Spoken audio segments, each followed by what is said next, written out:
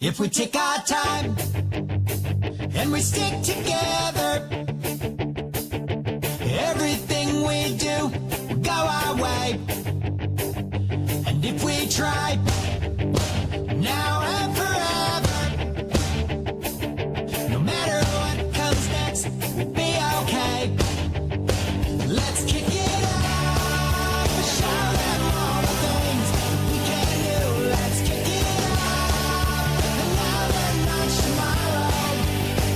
Let's kick it up, 'cause they ain't seen the last of me and you. Let's kick it up,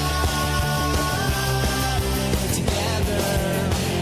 I realize what's on the surface ain't picture perfect, but that don't mean a thing. One thing I know is there's a purpose, and like the circus, we're hanging from the rings.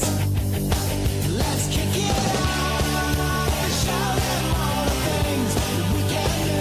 Let's kick it up, another notch tomorrow. Let's kick it up, 'cause they ain't seen the last of me and you. Let's kick it up, together, together.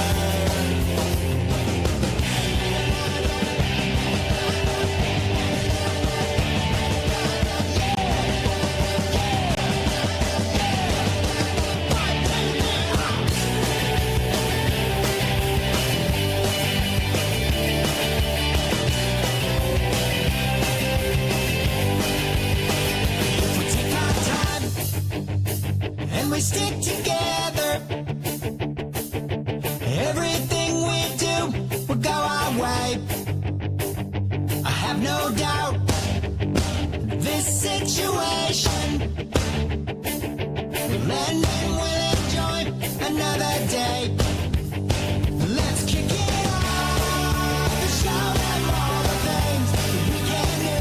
Let's kick it up, another notch tomorrow.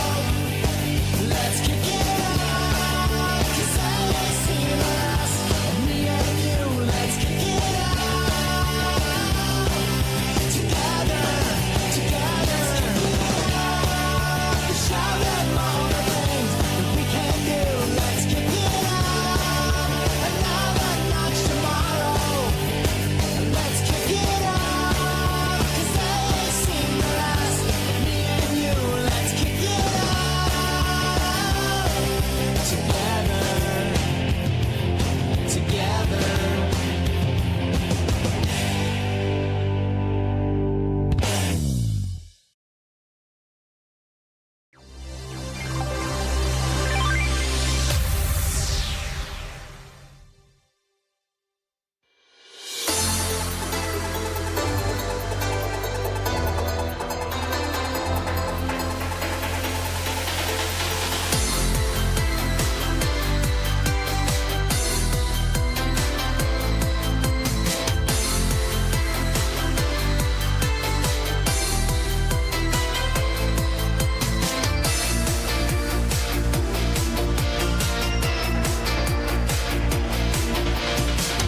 It's so easy, anyone can give up the fight and run away.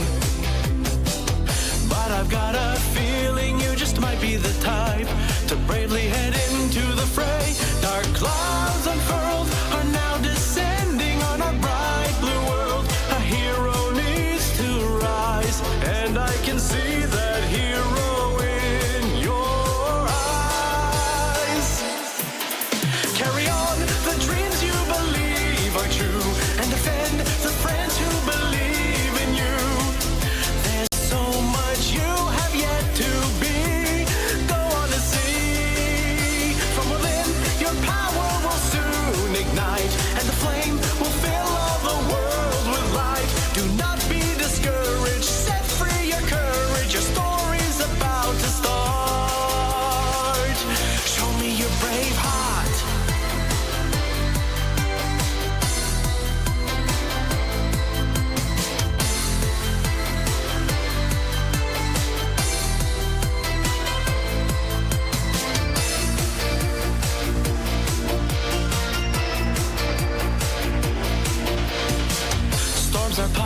life, you can't always rely upon the sun. But don't let the rain keep you from finding the light. Lift high your umbrella and run. The roads you'll take are choices no one else but you can make. Your freedom is your own. Go find the path no one has ever known. Charge ahead as fast as the winds can fly. Set a course to reach far beyond the sky. There's someone you have yet to find, hiding inside. Though the rain may seem to forever fall, very soon you'll rise high above it all. So don't lose that feeling, break through that ceiling. Your life is a work of art. Show me your brave heart.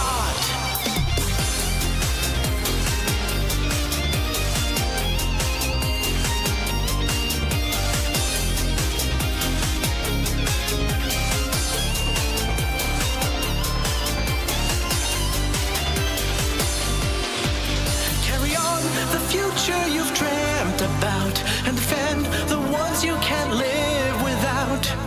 There's so much you are meant to be. Set yourself free. Tear away the weakness that holds you back, and release the power you never lacked. The love that's within you will shatter despair apart. Believe in your heart.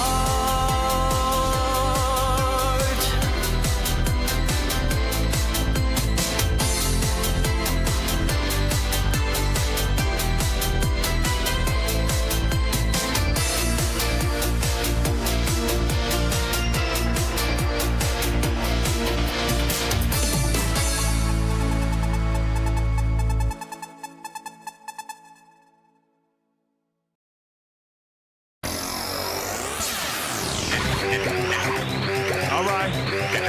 You ready to go? I'm ready. Ready? Let's go. The Digivolution is up and running. Did you see? Did you hear? Did you know it was coming? A Digi Destiny starts today. Let me hear you say. Digimon, Digimon, Digital Monsters, Digimon are the champions. Digimon, Digital Monsters, Digimon are the champions.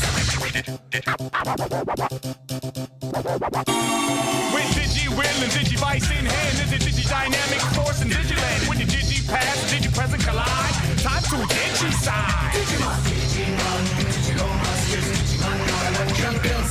Digimon, Digital Monsters, Digimon are the champions.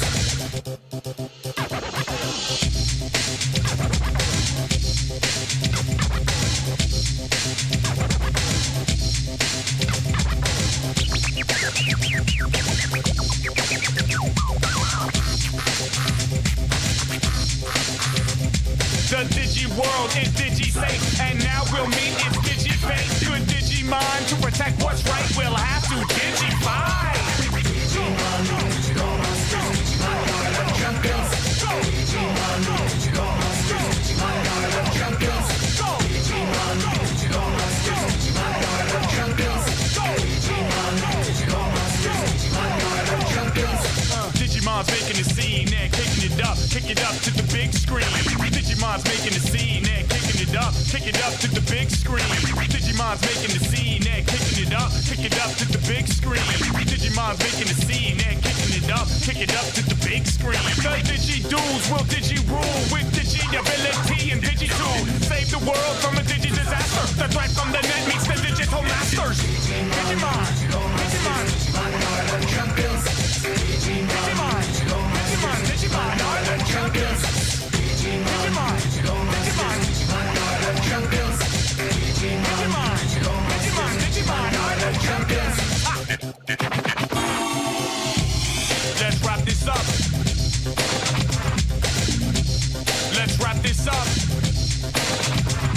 The Digivolution will not be stopped. Digimon roll, Digimon rock. Remember the Digi things I say, and Digi save the day. Digimon, Digital Monsters, Digimon are the champions. Digimon, Digital Monsters, Digimon are the champions. Digimon, Digital Monsters, Digimon are the champions. Digimon, Digital Monsters, Digimon are the champions.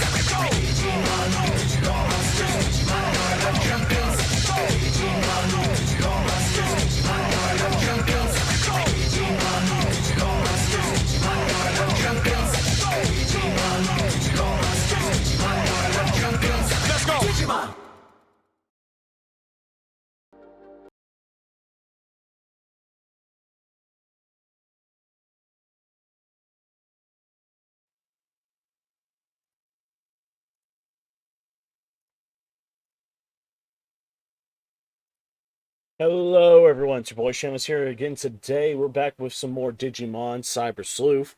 I'm doing a small stream today just because, again, I have D&D later this evening, so I wanted to just do a small one. So we're going to do mostly a bit of background training and everything else, because this is still a, RPG style element game. We're going to have to do some training for our Digimon. Then Thursday we'll progress further and further into the story. This one's mostly going to be training today and just discussing with chat.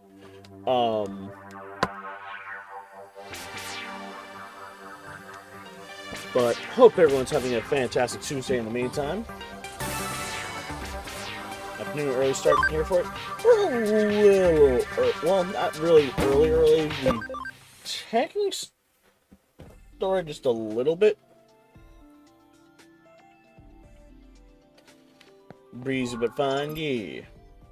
Oh, wait, this is my hacker's memory save. Whoops! This is my casual save. Don't mind that, we don't go that one.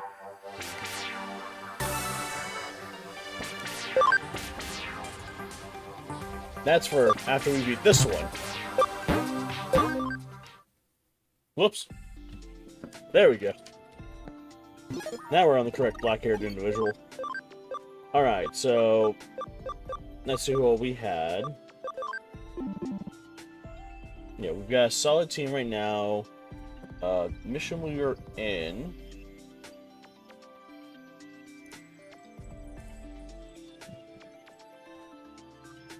I believe we have to, yeah, we need fire type, we need virus type. What did you want to talk about? So what I wanted to talk about today, I have a small rant to go about. Now, this rant probably will go on for a while. God, my voice just cracked a little bit right there. Holy Jesus. It has to do with voice acting and some voice actors. Make sure you win and beat them all. That's the plan. And it was something I had seen online recently that kind of made me go, what the fuck? Did I just read that right? And did I just hear that right? So, naturally, a lot of us are aware, in the voice acting community, there is a certain kind of taboo right now that is ongoing, which is very understandable. And that is the use of AI voices. Now, my whole thing is, I understand the reason why people don't like them, especially if the person's still alive. Now, my credit to where this is where I bring this up for is there was a recent thing where it involves Sean Schemmel. Go figure. A lot of people who are on this channel, who are regulars, know my history about not liking Sean Schemmel. Being said, though, it's not that I think he's a bad actor or anything else. He's a fantastic voice actor and everything else for what he does as Goku. I just think he's a shit person for a lot of the stuff that we hear behind the scenes and how he acts online. He just really does not like his fan base, it seems. So, the reason I bring this up is I will discuss more about that in a moment. Back to the AI thing. My comment about the AI thing and people not liking AI voice actors and everything else, that's understandable. But at the same time, if you don't like AI voice acting, but you're a fan of Vocaloid or the band The Gorillaz, you're kind of a hypocrite because that is all literally voice created using computers. It's technically an AI voice. Like, you can spin however way you want, but Hatsuku Miku is an AI creation. It is not a real person's voice. It's all generated. You make the lyrics, everything else yourself. But at the same time, it's auto-tuned, pretty much. It's an auto-tune mixed with AI because of the fact that it was all generated without, needing to use a real band, pretty much. Now, what I love about this is the reason I discuss this, and the reason I have this small rant for a joke, is there's a impressionist on YouTube. Keyword, impressionist. that has been doing a lot of like Goku gaming and everything else, which apparently there is a Sparking Zero video that was made that Sean Schemmel himself actually accidentally promoted by acknowledging what happened. And in the video, the guy playing Goku makes a joke where Goku says, "Alright, fuck around, find out." And Sean Schemmel and the new voice of Frieza have both gone on record of tweeting about this, calling it AI and everything else, and calling the people that do this, or they said it's either AI or impersonation. Either way, does not make you a true Dragon Ball fan, for using it. Okay, well, there's a line for AI music to be good and bad, because lots of apps these days turn your voice into something amazing or favorite songs. That's pretty true. And that's where I say, there's the whole AI thing is a whole debacle for another rant, another day, but the fact that they said your voice has to be AI or it's an impersonation, either way, makes you unfit to be a, fan of the property, the series of Dragon Ball. Irks me in such a manner. Who the fuck? First off, let me explain the reason why I hate this. It's not just it's because they thought, you're using an AI. I'm too sober for this shit. Yeah. Hi, Ray, still play your channel looking for Digimon streamers. Hi. Welcome on in here. Yeah, we recently got into Digimon. Again, I'm going to be doing Cyber Sleuth, Hackers Memory. I might get Survivors. I've been looking into that. That looks nice. We're a, variety streamer at the end of the day, but because, we just did a bunch of Fire Emblem. Now we're doing a bunch of other stuff. But thank you for joining on in here. I hope you enjoy. But yeah, so the discussion... Damn it. I'll remember this. Bye, Blue. Proudly sober, mind you, but sober no less. Hell yeah, sure. But yeah, basically the whole comment is the fact that someone like Sean Schemmel has said, if you are do impersonations of a character, you don't deserve to be in the fan base. Irks me to no fucking end. The Digimon that caused this seems not to be around. Let's go tell the client. And my whole reasoning is... I'll get into that in a moment. Ah, it's you. Looks like the AC's fixed. Were you the one who fixed it? Yeah. Huh? There was a Digimon in the AC. Really understand, but thanks. You really helped. Isn't it a little cold around here? That's right, the AC isn't working properly. It's been heating up, so I've been turning the settings down everywhere in the building. So that the AC was suddenly was fixing suddenly got cold. Freaked out and switched it to its original settings. Yeah, it's okay. I'll go back to normal soon. I'll tell the source the air conditioner is fixed. Thanks so much. I'll send the payment to your office.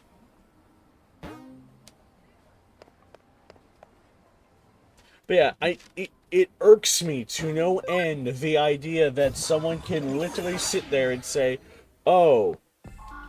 because I'm a professional voice actor and everything else, if you do character impersonations, you don't have, you don't deserve to be a part of the fandom that you're impersonating, is so fucking irritating to hear and to even think about, because, I'm sorry, there's video evidence of even Sean Schemmel, yes, Sean Schemmel, there's video evidence of this now, has told someone that because they did an impersonation of Goku, or as Sean originally thought, was using AI to make Goku say things, he does not deserve to be a Dragon Ball fan. And I'm just like, bro, there's video evidence, one, of you saying this now, and two, video evidence of you as Goku doing impersonations of other characters, not even from Dragon Ball Z, mind you, but just saying some of the most weird, random shit of all time. And then on top of that, you're also, have videos of you doing impressions of other people. I mean, I feel like if you make money using AI, it's not superstated, it's iconic characters, I understand, but it's their own stuff where AI... Here's the thing, it wasn't even AI. The guy was just doing an impersonation. If it was AI and they were making money, yes, that's understandable. Don't use another person's voice to make money unless you are actually paying that person. but this is an impersonation. And that's the part where it's getting me, is he's also saying that impersonators shouldn't be allowed to be in fandoms. Great. What do I say? Pour you a cup of coffee for your troubles? Do not let this one pour me coffee. Chat, get her very far away from me with that. Alright, so before we get fully underway with that, let me grab this next case, because this is the one I needed for, this one right here. I needed this one for, our leveling.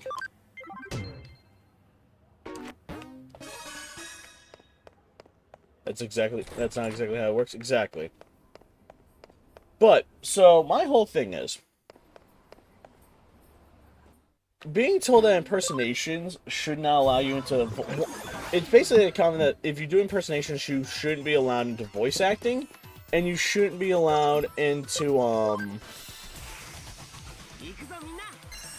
Wait, Deshaun has done Vegeta impersonation, so he doesn't sue me on that. That's literally where I'm leading into this. This man has done... Because there's one thing of doing, like, another character, but in doing impersonations is like a staple of voice acting and everything else. I have to look up the quote for this. There's a quote about this.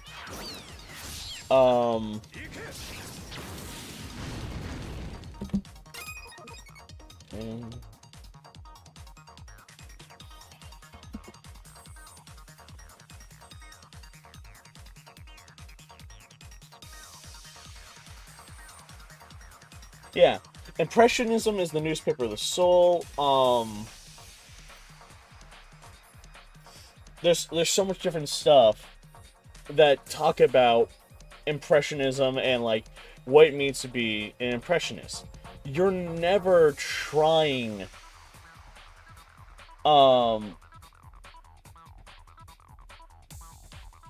just capture something. It is finding something you like, and it's really ridiculous logic to think about. It's like people who will go out and try to do like a Robin Williams impression. You don't do it because, oh, I want to be the next Robin Williams. You do it because this is something that has made you think about something that you enjoy, that you have liked for a very long time.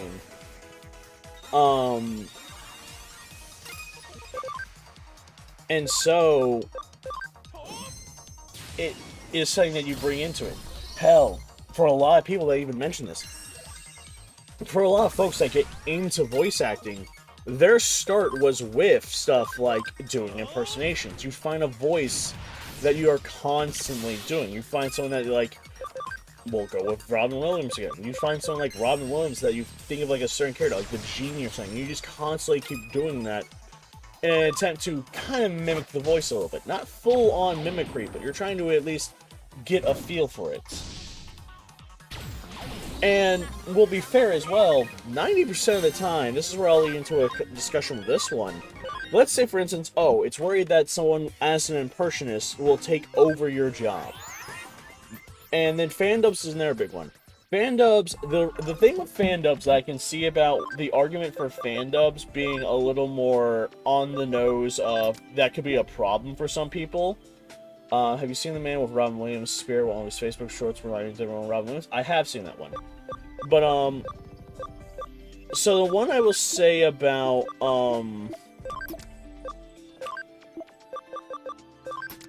what was it?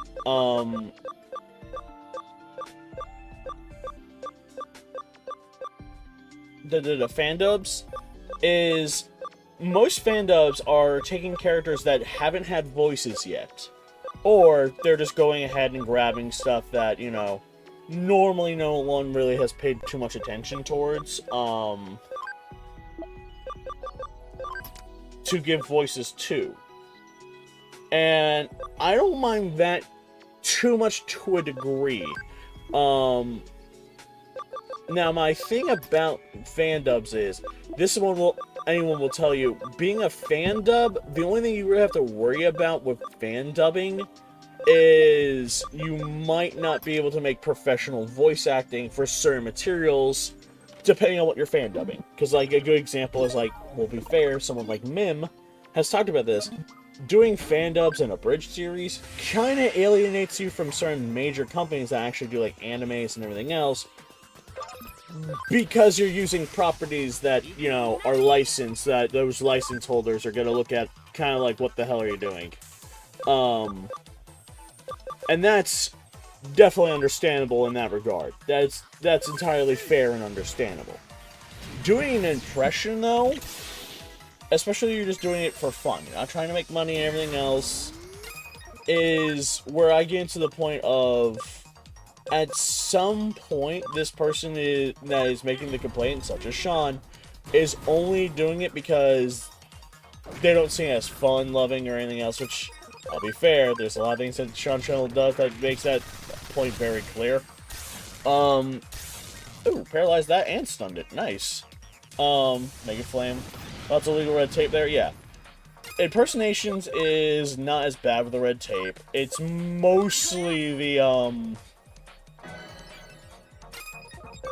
it's mostly the fan dubbing that you have to worry about the red tape for. But when it comes down to this whole spiel of, oh, doing impersonation means, you know, you clearly don't like that actor in this. It's such a stupid take. Hell, I know I'd love to do better voice acting. I would love to get more practice about it. Hello, this gay bitch has arrived. Hello, Dawn! You're just in time as we're doing some Digimon training and, everything else, because I'm going to try to get, folks pretty much on the level right now while we're discussing a certain hot topic that, has me a bit on the level of, like, what the hell did I read that day? But, so effectively what it was, is at the end of the day, I think doing character impersonations is fine. Heck, here's a perfect one. Really, Sean, bro, come up with it. Dude, people even said this. The voice actress of Goku, Masako, would never be like this. And it's why, again, I just say it, Sean Schemmel is just one that I cannot stand as a voice actor for how he acts afterwards. Dude needs to come off a high horse like a motherfucker.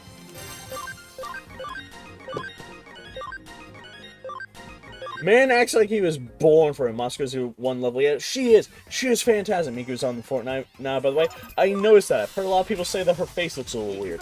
I think it looks fine. But this shows, by the way, because speaking of Moscow, it's a perfect example as well. Most places don't want to hire someone who sounds exactly like the other character.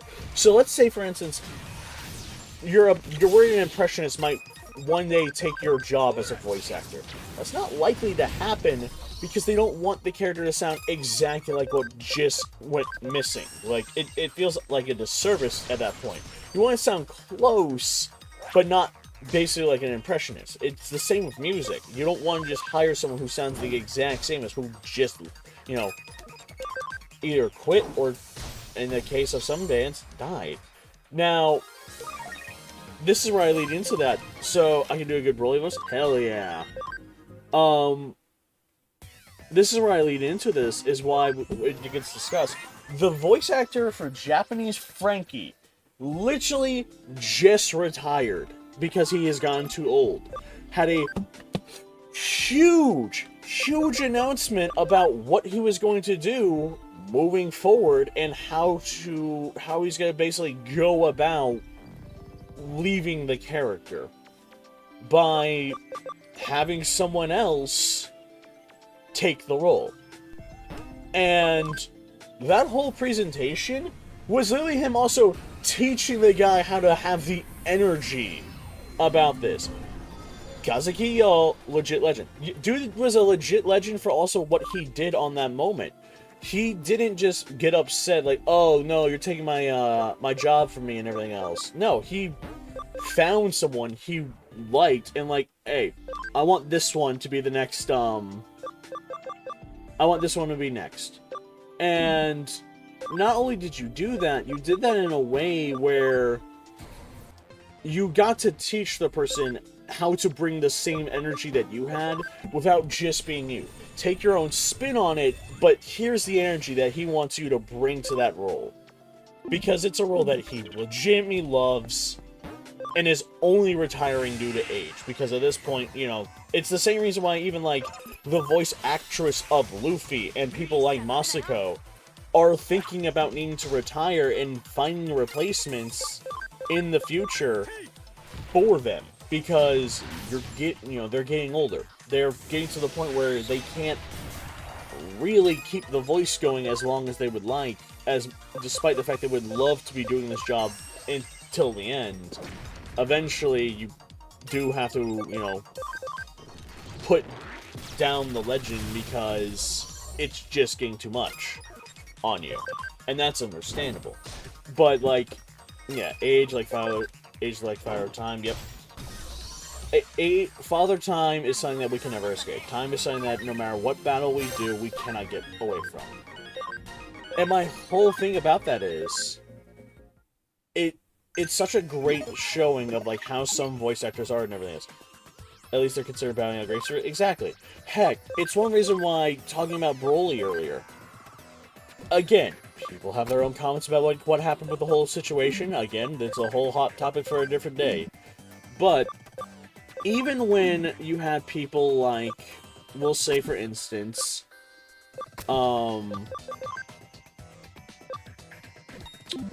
oh wait, no, I want to get rid of pressing. A test of your reflexes! Oh, you're kicking the face.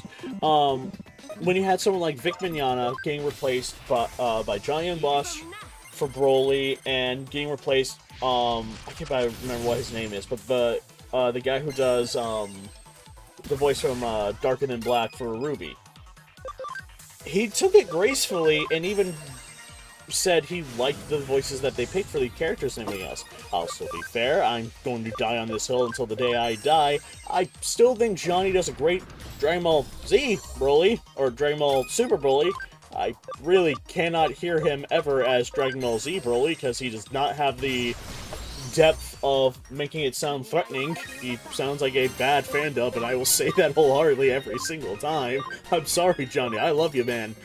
Dude, your Z Broly sounds wrong.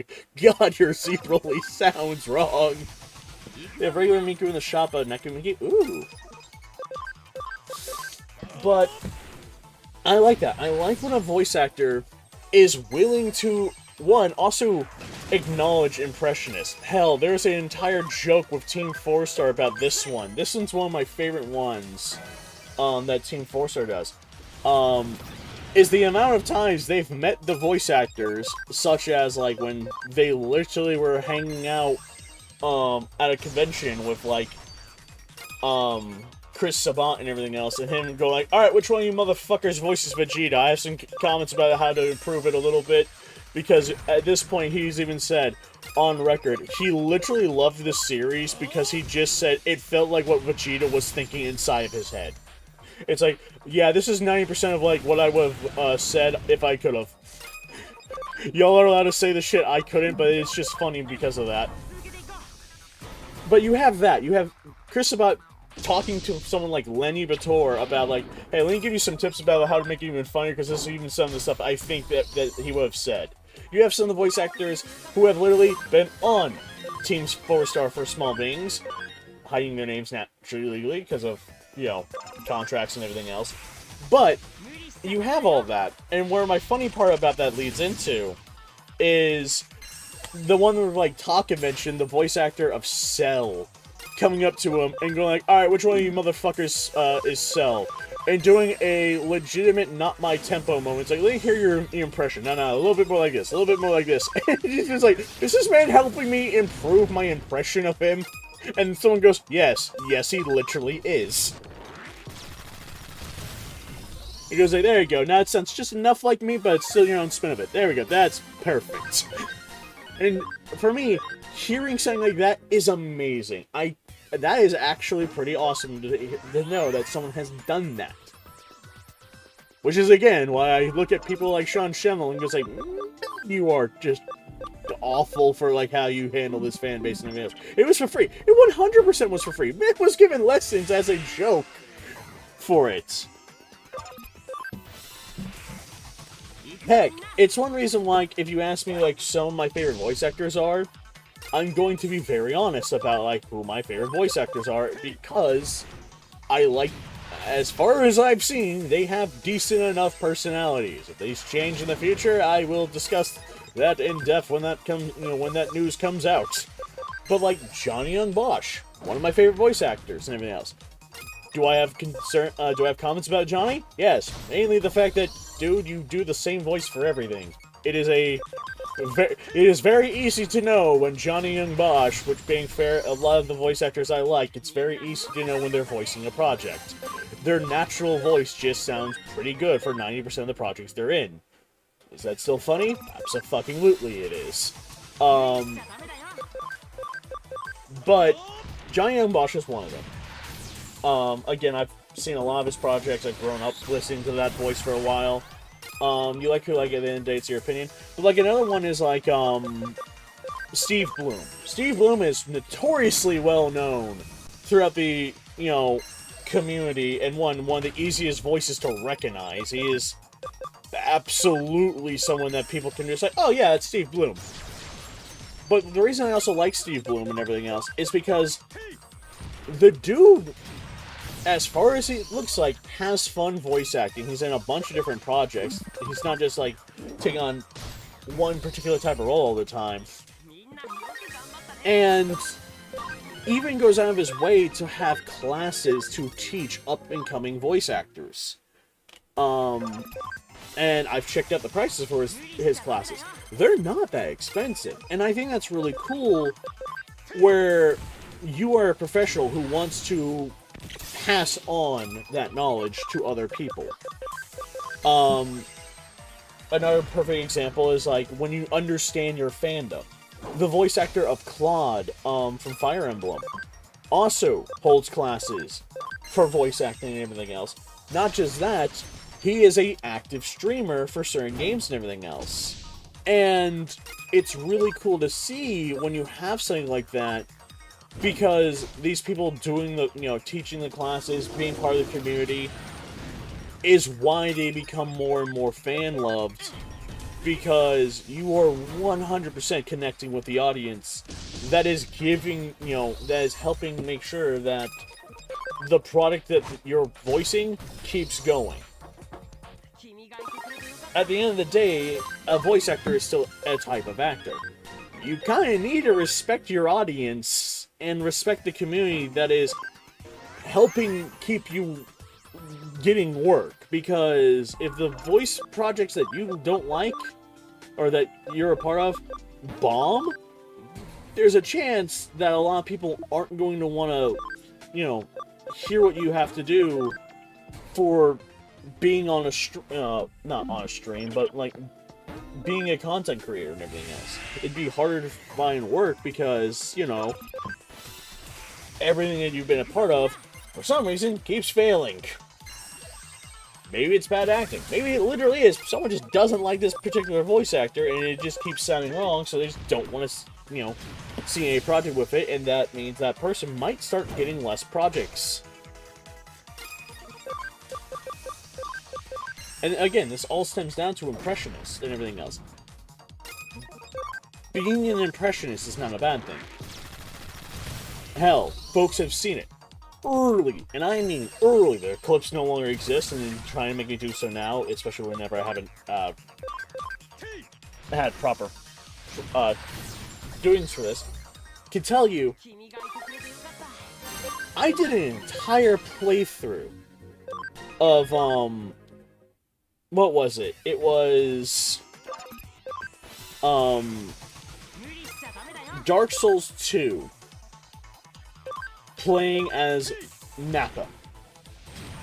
And I did the voice, as best as I could, as Nappa from Team 4-Star. That was an entire thing I did back when I started streaming like 7 years ago. There's a Dark Souls 2 video, or there was an entire Dark Souls 2 series of me just being Nappa playing Dark Souls 2. Got chills right now playing the music festival and microphones. Hell yeah! Just go ahead and whack out Greymon over here. Boop! Talon.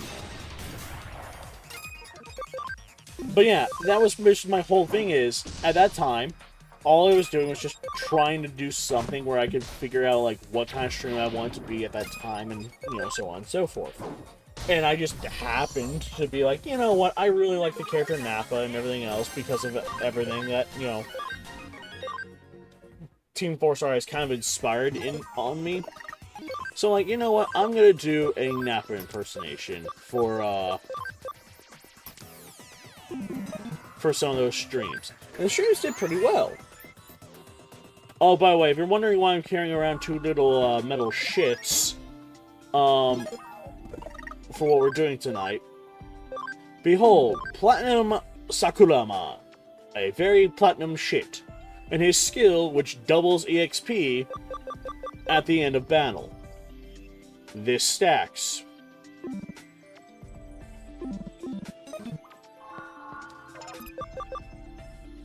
Not only does this stack, yoink. If I had builders, I would be putting them on my island to try and build me something called the Tactical USB. The Tactical USB is a equip item that you can give to your allies, which doubles EXP. Someone's done the math about this, and I know this math is accurate because I've been using it in my one of my casual playthroughs for Cyber Sleuth, but trying to build it on stream would be a pain in my ass.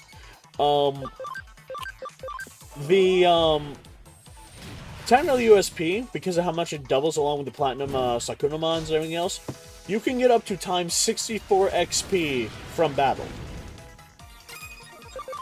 It is not hard in this game to reach level 100 for all your characters, as I have done very often. And the best part about Platinum Sakunamon, and why he is... This is where it's funny, he is the #1, statted character in this game. He has the highest stats of all the characters in this game. For one reason. Platinum Sakunamon has 999 defense. Out the gate. His defense is immediately maxed out, and then the rest of his stats can get higher. This thing, you know, Greymon's has type advantage against him right now. You know, he will do double damage on every hit. He just hit one of the Platinums for 11 damage. Oh, wait, no, he's a... Wait, what? Oh, no, that was the other one. Alright, Sunny, hit him with a crescent leaf. Boop. Greymon's down. Right. I can just bring Sunny. There's not many virus types out here. That's right. So, the reason I'm doing this is I need my cams up. See, 100%. He's a builder. I could use that. Lively. But what we need to be doing is worrying about our ABI. So what we're probably going to be doing is just a lot of this on and off stream of doing this one mission, because it gives me champion level Digimon, champion level Digimon to fight constantly.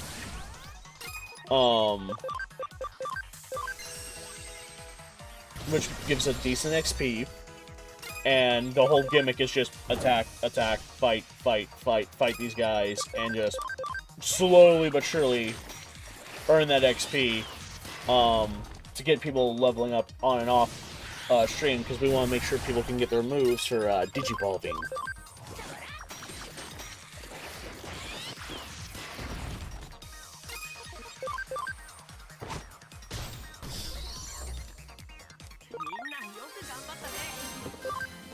But, like, another thing about the impersonation thing that kind of makes me go about the whole rant earlier is it's not just in the terms of voice acting, where doing impressions is seen as a good thing early on into a career.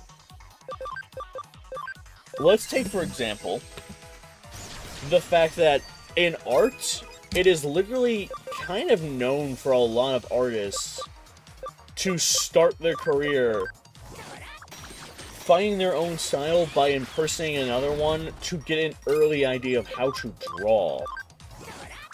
Manga especially does this because of the fact that you have literally mangaka that have apprentices. Taru from Dragon Ball Super's manga right now is a prime example of that, with how you are literally the apprentice of the now late and great Toriyama, who hires you on as an apprentice after seeing some of your doujin, because that's the official term of fan of manga. We in the West kind of know doujin for other particular reasons, following a certain numbered rule on the internet. Shifty eyes. But it's that whole premise of literally got hired because he liked the fact that you could copy his style. And that's awesome to hear about, but it also means you can still come up with your own style, which Taro does. It's very easy to tell when he's done a drawing versus when just Toriyama's done it. He can't exactly copy Toriyama's exact art style without doing like tracing and everything else, which you don't do as a mangaka. But even when you're copying someone else's style, your own style will still find its way in there.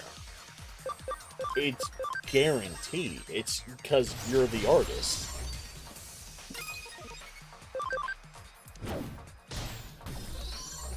You're never going to be able to one-for-one a exact copy of a painting, a voice, anything like that. Unless, for instance, you become a human mimic, at which point, kudos, you have a talent unlike anything else we've seen in the world. You know, that's kind of weird.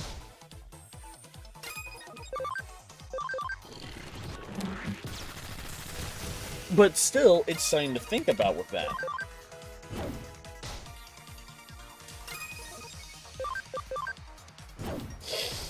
And that's where I always say, if you want to be an impressionist and anything else, go for it.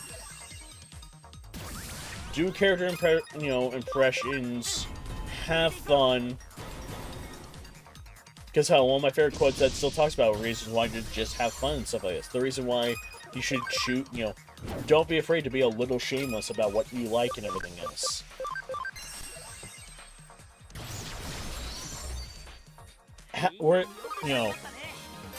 Have a good time while you're alive, because it's not like at the end of the day we're gonna live it all. We're gonna live through the end of it anyways.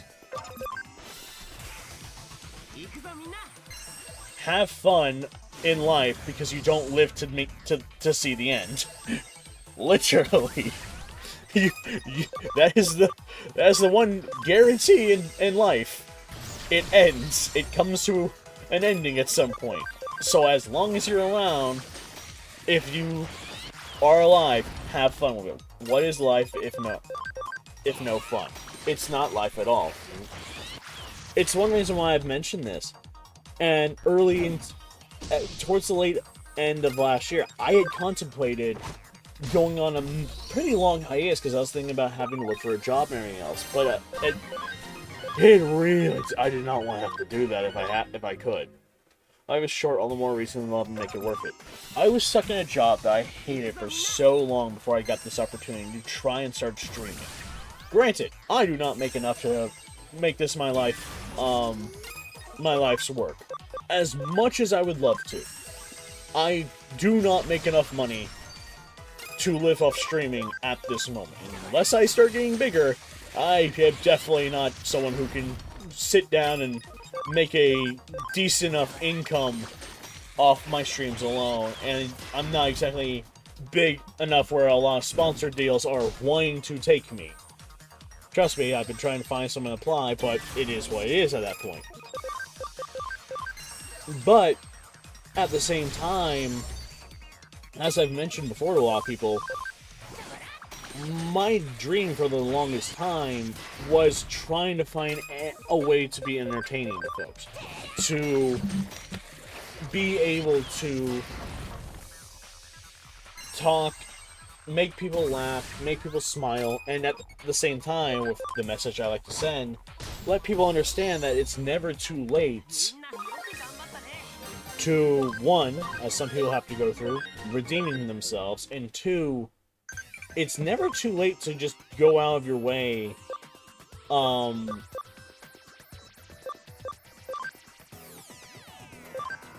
to follow your own kind of dream and everything else.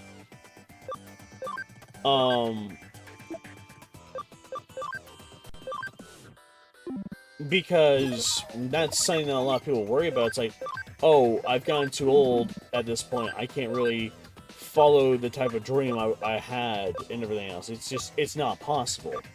And to that, it raises the question, why?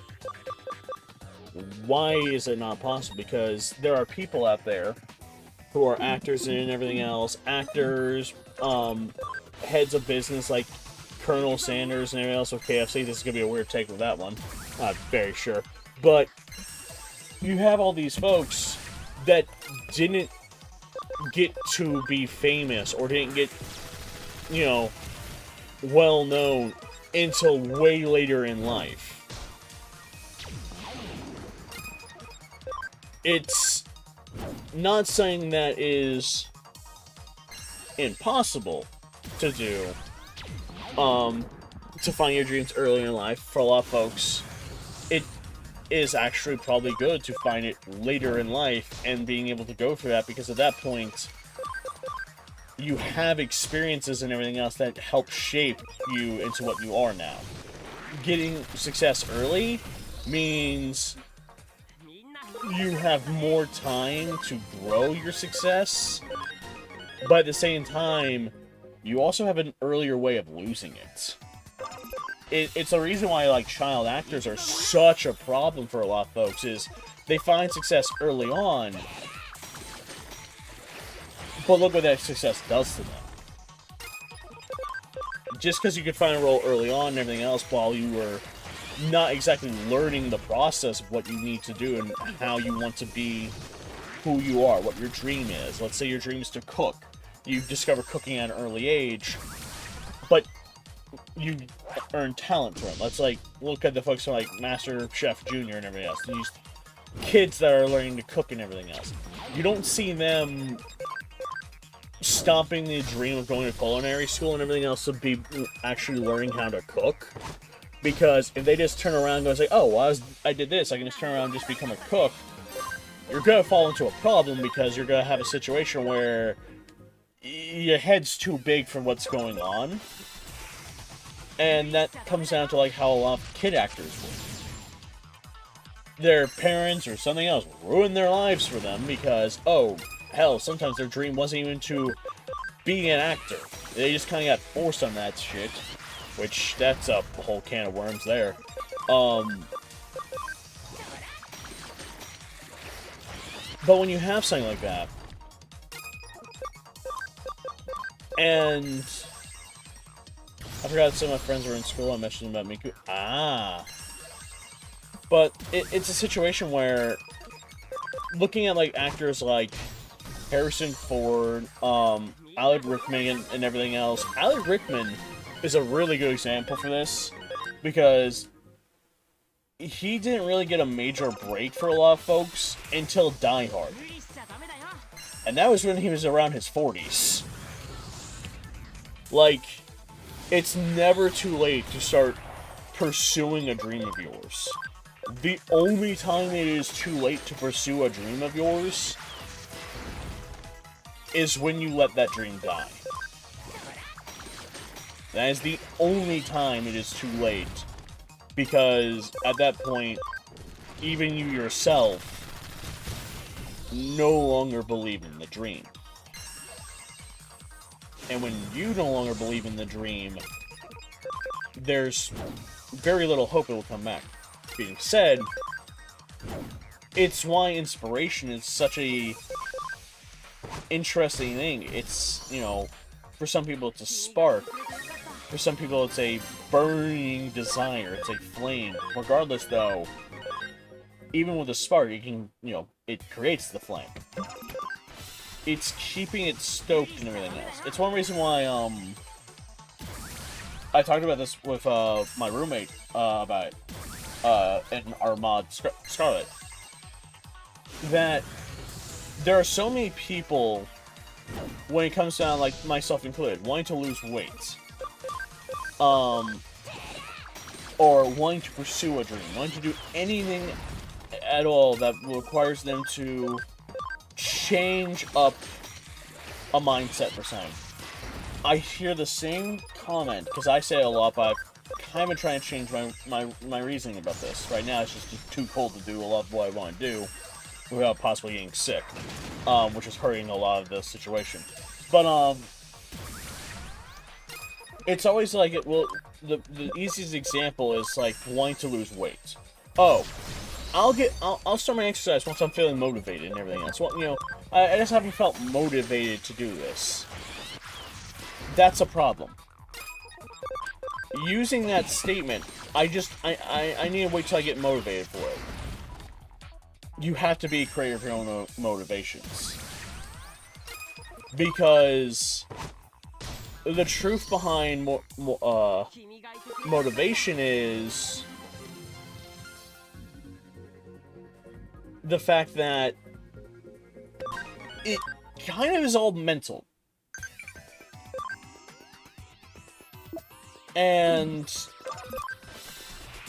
you can never truly get just motivated out the blue. Some people can, but it's very rare. It's very rare to just get instantly motivated for something. You might get like a small inspiration for something for a bit, and there's a difference between inspiration and motivation. Inspiration is the driving force that makes you go like, I think I could try this. I think I could probably go for this. Motivation is the key that keeps it going. And the way you can get yourself motivated for something like that is, let's say for instance, it's like losing weight. Easy way to motivate yourself. First is the inspiration, like, I want to improve my weight loss journey. How do I go about it? Okay, motivate yourself. Here's how you motivate yourself. Start with that inspiration of like, I want to do this. Figure out your starting goal of like how much you can actually lift and everything else. How much, if you like want to get bulky and everything else. Alright, or you just want to, slim down. Figure out like what you can start with your workout. Start with that. That's your beginning. Afterwards, what you do is you go back and you start slowly increasing it. You don't go right away. Let's say, for instance, weightlifting. I have not been to a gym in a hot ass minute. My current max bench at this point has drastically shrunk down. I could say maybe 140 at best. I might be highballing that one. I haven't been in a minute. My arms have gone noodly at this point. They're just flabby. Which is sad to say, but it is the fact of life in that one. Okay, figure out my max weight. Let's say it's 140.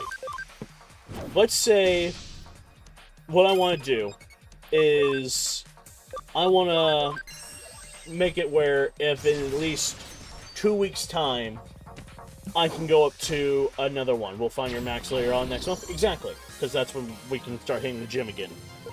But the goal is, what I would do is I'm going to set a goal of what weight I want to hit. It will start by setting the goal as not what weight I want to hit by constantly, like, upping, by saying, oh, I want to hit the goal of I want to be able to bench press 300 pounds.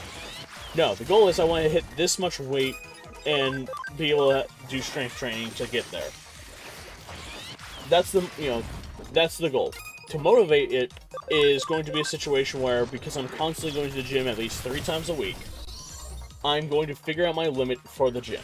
I'm going to figure out what my max reps are that I can do at the time before I run out of stamina, before it just gets too tiring and I just cannot really do much. And what I'm going to do is I'm going to work mentally on increasing that bit by bit. Let's say I can only do the 140 pounds. After doing it for long enough, and I know that the 140 is my max, what I'm not going to do is immediately start working at nothing but 140 all the time. I'm not going to do that. I'm going to drop it down by 5 pounds or 10 pounds, whichever one is, easiest to math at that point. And I'm going to do sets of that until it's so easy that I can just do those sets. I go back to the 140 and see how it goes from there. You don't just immediately start in your max when you're training. Go down a nudge. Go down just a slight bit. And the reason you do this is because when you know that point where you're like, okay, this is my max, but there's just a little bit below it where I can hit, like, okay, this is comfortable. Go back to your max. It's gonna be comfortable again. Because it's a slight difference. Now that you know this and you can feel it, move on to your next one. Go for the next challenge. This can be used for not just weightlifting. This can be used for a lot of different things. Oh, I want to motivate myself to, be a lot more productive and everything else. I don't want to just sit around. I want to, some people say, I want to read more books lately. Cool. Find a book. Find a novel. Find anything that you can read. Mangaka. Actual, short stories. Sit down. Read a chapter a day. Maybe read a page a day. Doesn't matter how you start. Take it slow. It'll get there. Because no matter what you do, it doesn't have to be fitness, it can be anything. Start at a slow pace. Sure, I'll go for example of yours, not even just fitness. I know for a fact of one of the drinks you've been on, and as you mentioned, you were sober for this. This is one for a medical reason. Wanting to get sober is a massive journey for a lot of folks. That is not something you just quit cold turkey. Doesn't matter if it's smoking, doesn't matter if it's drinking, it doesn't matter what it is. Stopping cold turkey is a major health issue. There are health concerns for that. You have to wean it down over time. It's getting the mental fortitude of making sure that the weaning down keeps going, and to the point where once you've weaned down enough, you can just stop. And that's where I say, the small increments will build up. It doesn't matter what your goal is. It is never too late to start a journey if you are still willing to take that journey. For a lot of people, it is just scared of taking a first step. It's why you need a push, you need a leap, you need something. In my case, I took a leap of faith. I literally quit my job I had for 10 years to do this. And I have grown in the last 2 years so much more than I ever thought I could. And I can keep growing. And that's my goal, is to keep growing. Because as long as I keep growing, I can keep telling this to more people that it's never too late to keep trying to both improve yourself and to take your own leap of faith. Because when you do something like that, it's always a situation where never endorse gambling, but always be willing to gamble on yourself.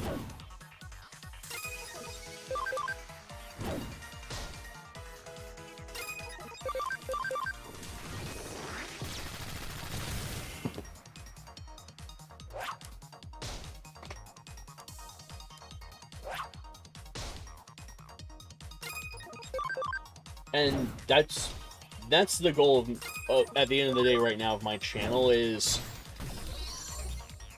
to be entertaining, to let, to help folks smile and everything else, but also not just to be a motivator, but to at least help people see that it's never too late to keep going.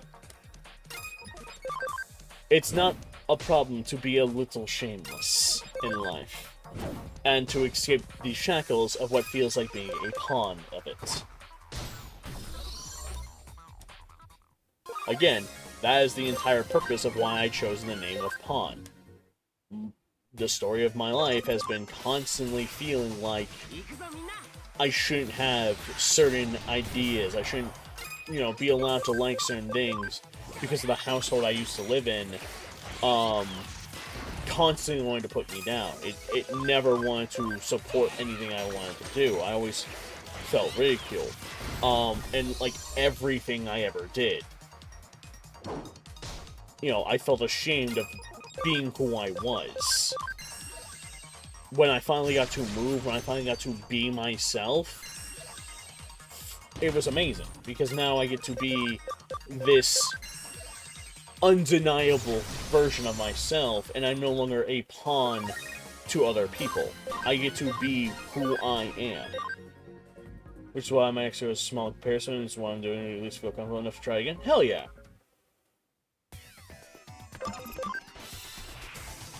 It's like I've told people as well, like other streamers and everything else that I know are like worried about like, oh, should I pursue my dream? Yes, go for it.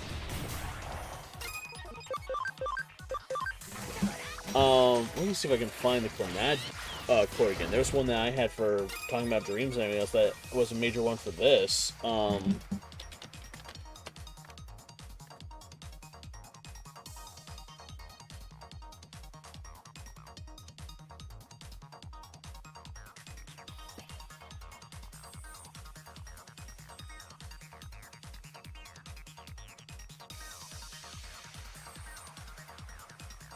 Yeah.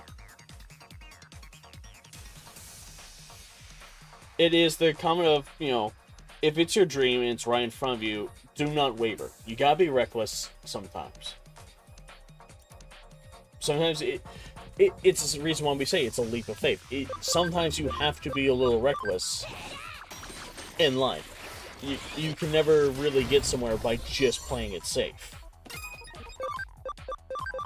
It's something I am glad that the generation I'm in and generations further on are doing more and more is willing to be risk takers and not just constantly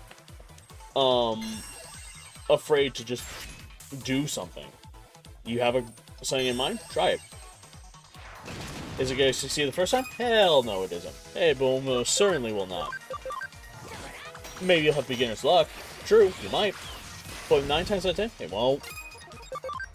Does that mean you give up? No. It means you get back up, you try it again.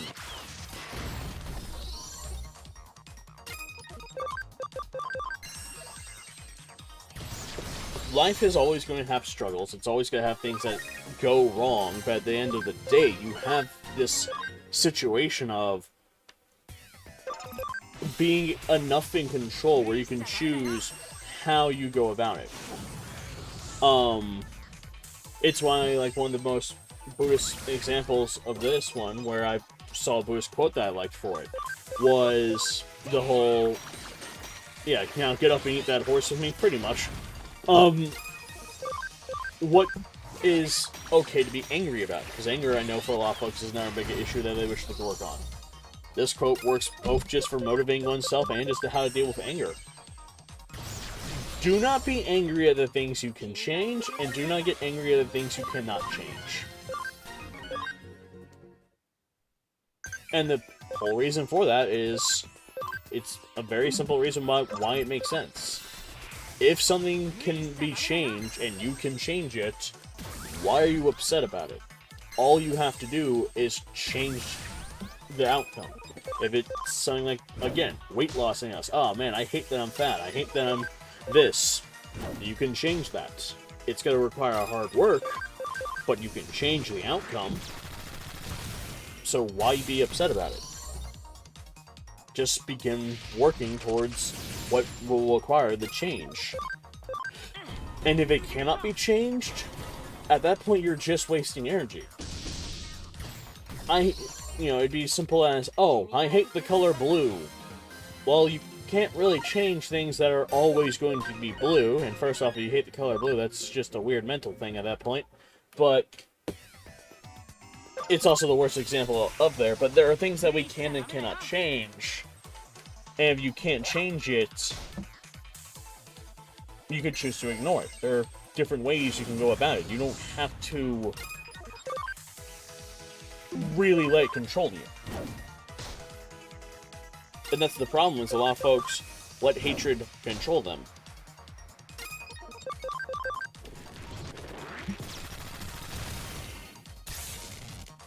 Ooh, good paralyze. Kunai Wing. Need to convert some of these Digimon I've been collecting. I'm pretty sure I hit 200% for at least the birds.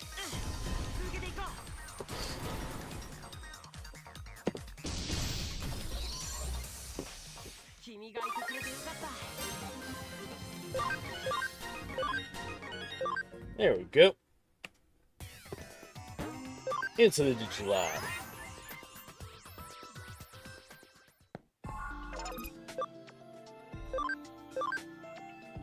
Okay, here we go. We've got some of them growing. Vermilion is up there.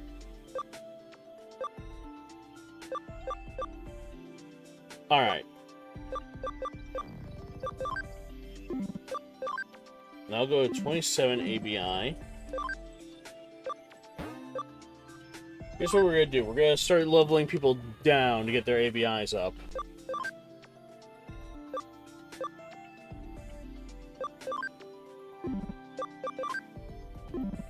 Yeah, see, that'll give me 11 ABI for Palmon. For Vermilion. Hakamon. Get some 20, yeah, level ABI from that. Bada bing, bada boom!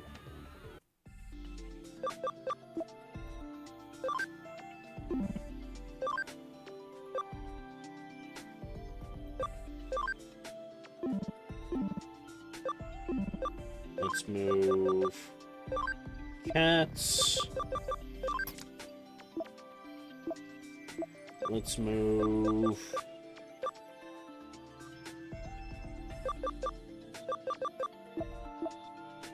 that's all we can move at the moment. I need this, thank you. Anytime, my dude. Again, it's saying that I've always been about trying to be, is someone who can keep people motivated for certain things. How much longer do you plan on going on? Let's see, what time is it?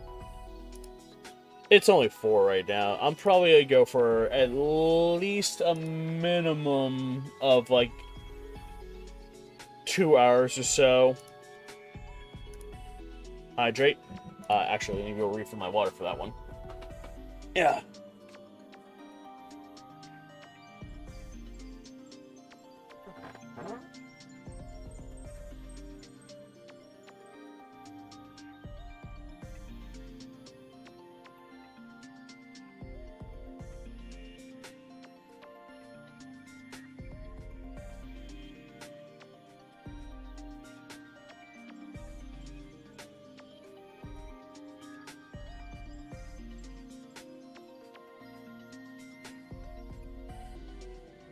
Alright, here we go. Water required.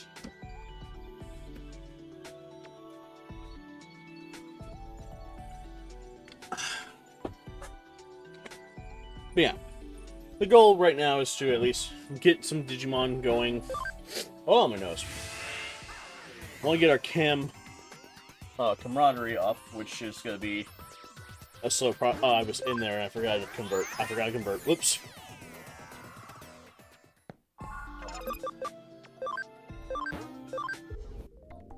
Defender. Searcher. Alright, motivation part, you stop part way. But yeah, the whole idea of motivation is you kind of gotta work on building up yourself, because motivation, truthfully, is just repetition over time. It's slowly but surely building up your own, like, constant, to keep you going. That's how you self-motivate. You constantly are doing it. It's not just a, oh, I got, motivated, so I'm going to do this thing. No, it takes time. It takes a lot of time to get there. Crescent Leaf. Uh-oh. Don't kill me. Sonny, no! You know what? That's an entertaining if I've ever seen one to what?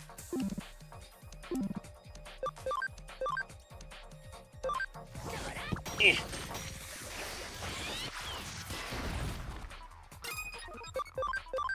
Maybe we get rid of the Greymon first. Maybe we get rid of Greymon. Me. Ow. Mega Flame.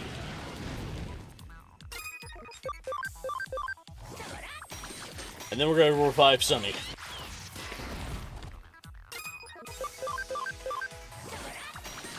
Because if they're not alive, then they don't get the XP. I need them getting XP. There we go. Probably should have done my natural thing of just going and at least grab like 5 levels before I do a fight like this.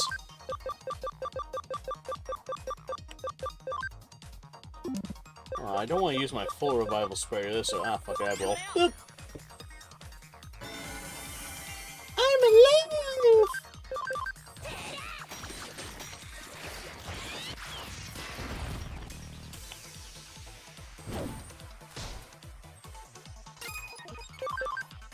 Yeah.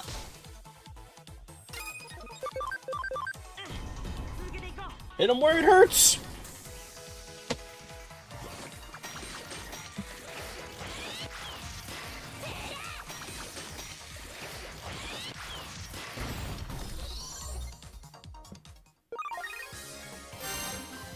There we go, immediately to level 13.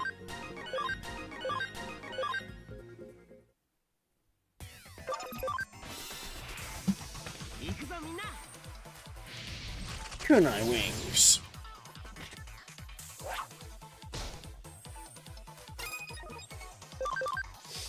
Ba-da-ba-ba.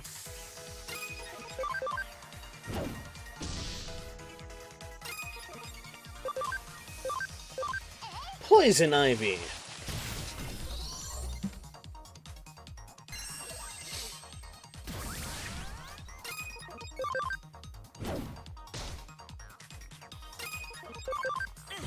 Alright. Starting to get a little played out with the music that's in the back right now, so I'm gonna put on this. We're gonna swap the music here in a moment. Hearing the same battle theme over and over on repetition does start to get a little tiring. Dun-dun-dun.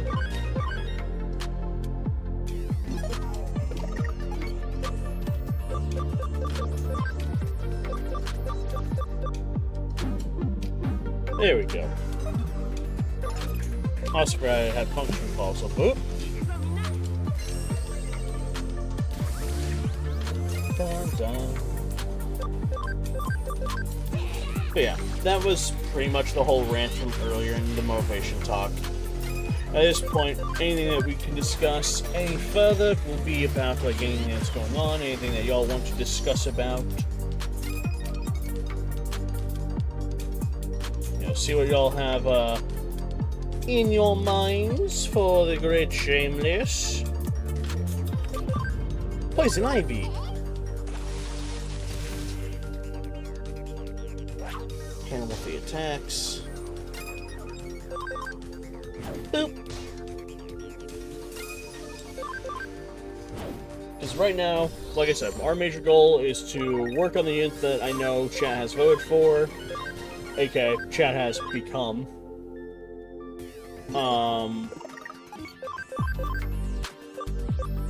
To get their ABIs higher, and then these camaraderies up to at least 100% each time. Because you don't have to get like a perfect ABI, the highest you can go up to is 200, but like we only need like 80 for like half our digi-evolutions that we want.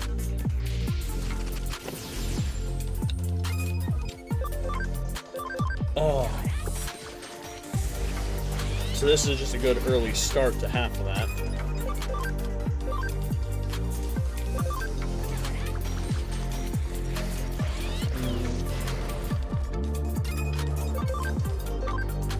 And if you're new to us and everything else and don't have a Digimon named after yourself right now, if you know the Cyber Sleuth Digi-Evolution line, or if you want, if you just have like a favorite Digimon in general that you know of, let me know. I will name a Digimon after you. And then we will do our best to put you on the team. Because my goal for this, with both Hacker's Memory and Cyber Sleuth, is I want to use only Digimon with the exception of the 2 Platinumons right now for leveling, that we have named. I only want to use ones that I know we have names to join our teams. Which is also one reason I know that for a fact we need someone that's going to be a virus type. We need a virus type at least. We need at least 2. Because my goal, no matter what for these, I don't mind having 3 of them. But my goal is to at least have 2 data types, 2 virus types, and 2 vaccine types. And maybe a free type in the future. But having 2 of each means I can have the free type in the in rotation pretty much always to have someone backing up the other ones for type advantage coverage.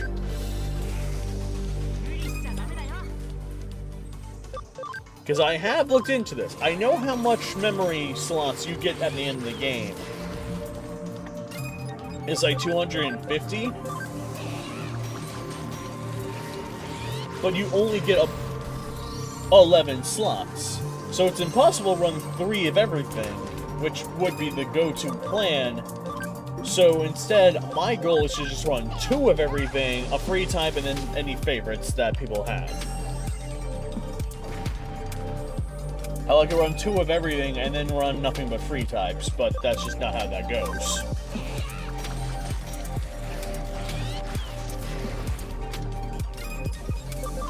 Actually, wait, I just did my math wrong. I could 100% run 3 of each type and then 2... Yeah, I had it wrong with 12. So it's not 3 of every type, but 3 of every major type, such as data, virus, and vaccine. And then 2 frees. But it's making sure we have 11 people we named. Especially ones that aren't just going to get fused off into other people as well.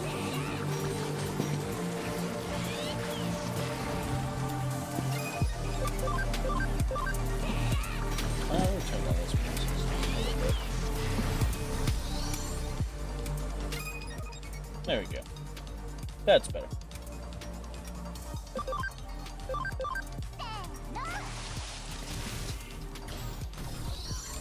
Because I can always name people myself, but, it's, at that point, me pulling up the the community tab and spinning a wheel. Let's see who gets named what, and then I'm going to pick a Digimon.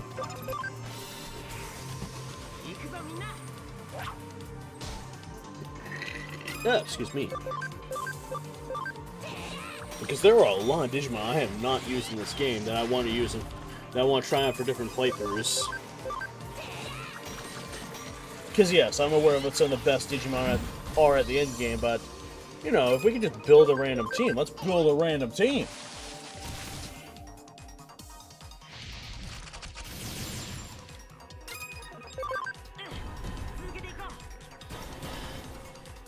Attack them, my poops! Good.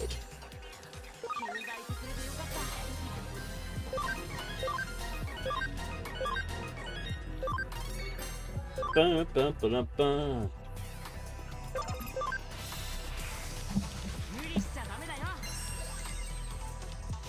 Gale Storm.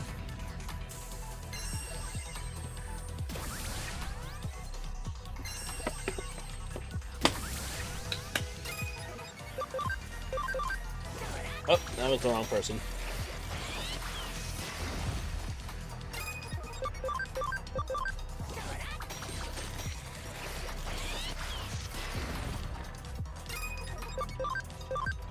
Poison Ivy.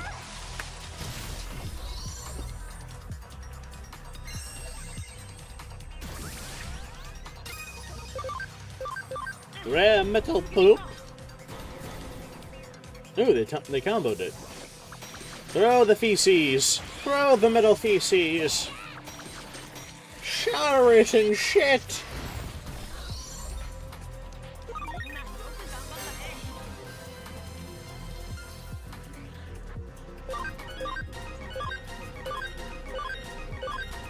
Alright, each of them are in 26 range, so we can... Yep.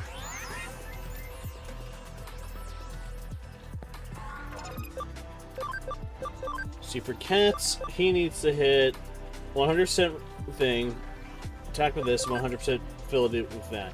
So, if we just go back to Terriermon. That puts me in ABI of 23, which is not right now necessary. Dawn into...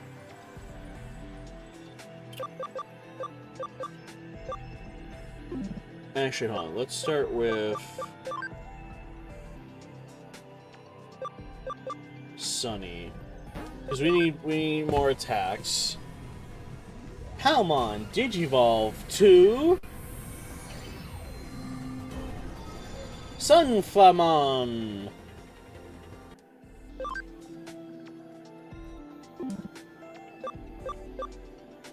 And then we can do Vermilion into Aquiliamon again, or into one of the other ones, such as, let's do a Pikmon. Let them get some XP off of those. Because again, all of this is trying to get other stats. Did you convert the Greymon? He's a searcher, that's fine. In fact, before we do that, let me go ahead and eat some of that.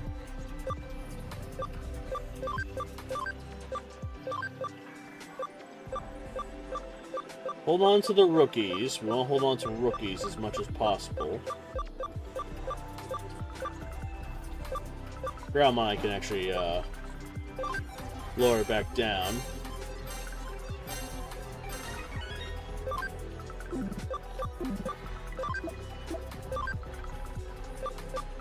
Back to Billymon.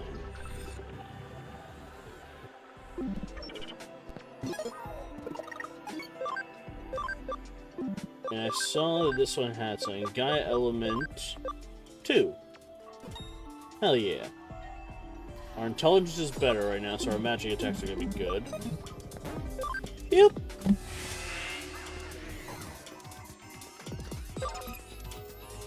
Ah, but we're out of our, one thing. Shit.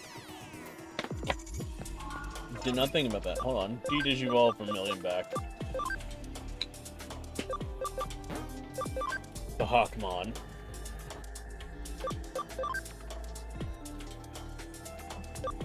Because we gotta keep in mind who we're using for some of these. The Platinumons can be evolved, but we can win that.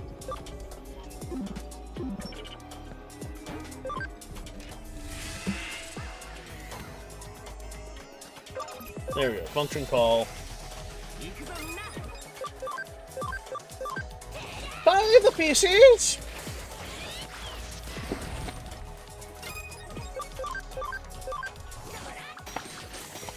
Buy the PCs, stain them with shit.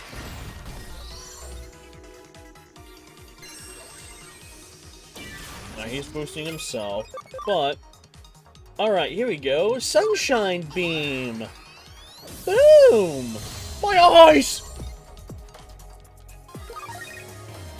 Look how derpy Sunflowermon is whenever it smiles like it's like, okay, yay!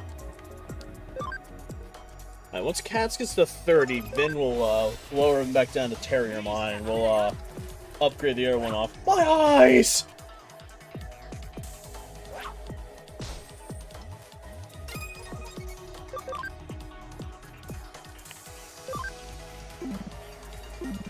Here you go, just boop. Boop. Still don't have any AoE attacks, so just eeny, meeny, miny, die.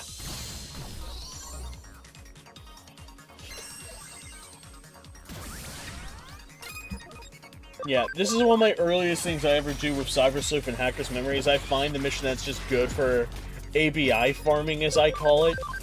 Because it's not like I'm trying to get all the way to ultimate level this early, but I want to at least make sure my Digimon have what they need early on, so I don't have to do a lot more grinding in the future for like, hey, I need this ABI. Fuck.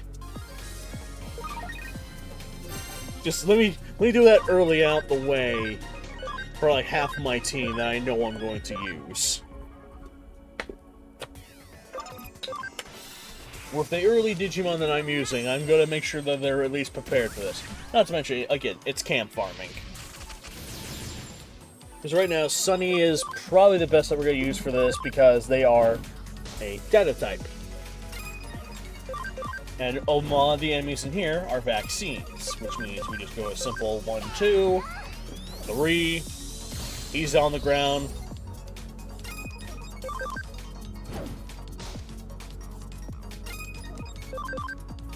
Mute.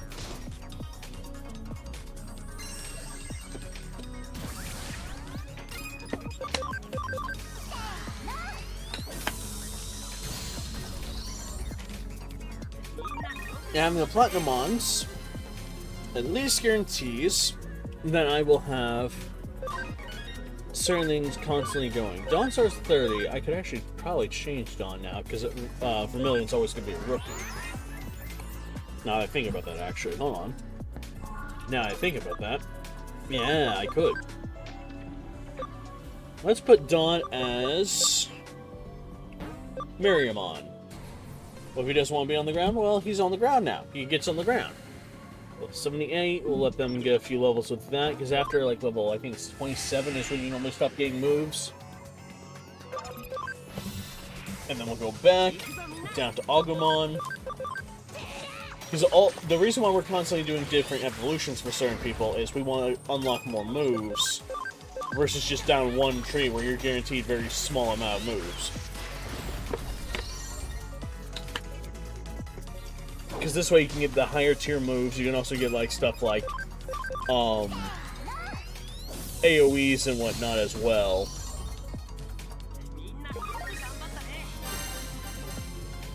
Yep, there we go. Cass is now level 30, so we go back in. We drop him back down to a Terramon.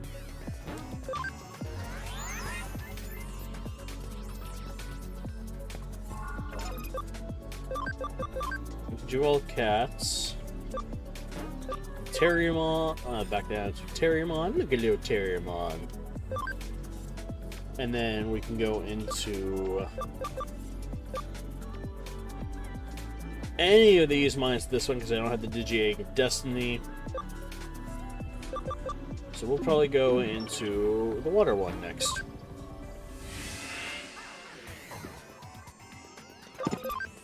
Just to have a variety of moves.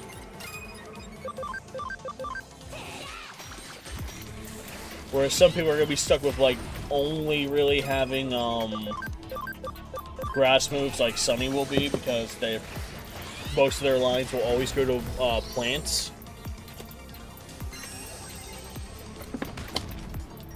It guarantees, at least, a good variety of movesets.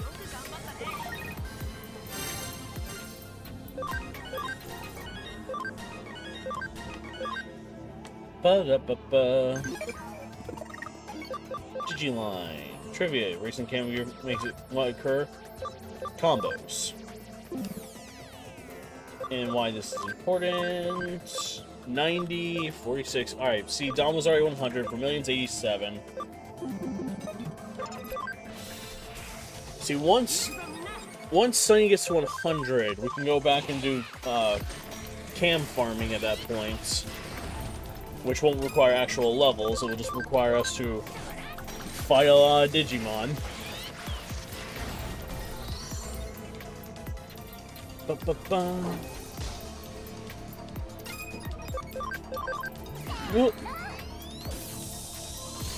Because Sunny's gonna be the one that we use with leveling right now in here, at least. That will constantly allow people to get their ABIs.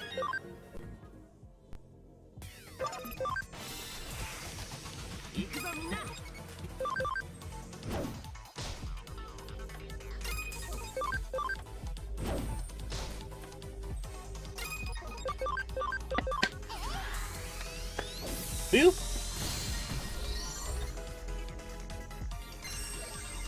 Windclaw. Smack it around.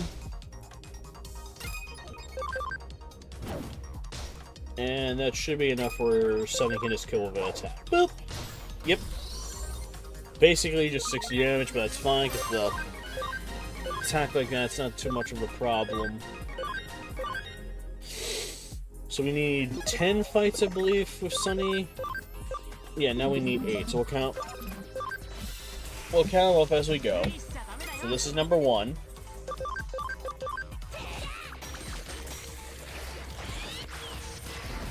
Boop.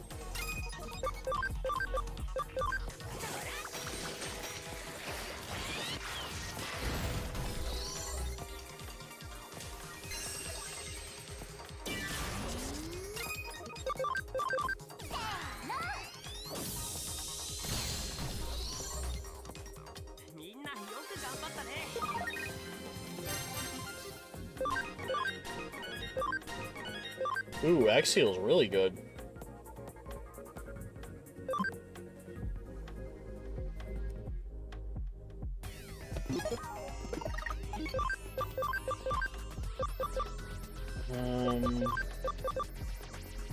Put that on. Put Holy Light on. We'll get Ripping Neck. So that was 1. Here's number 2.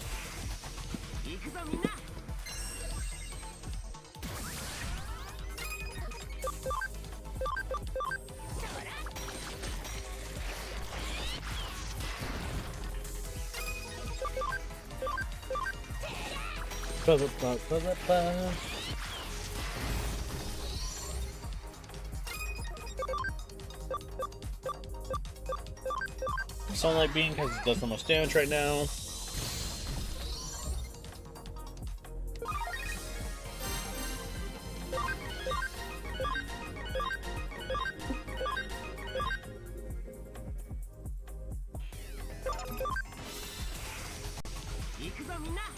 Ba-ba-ba-ba.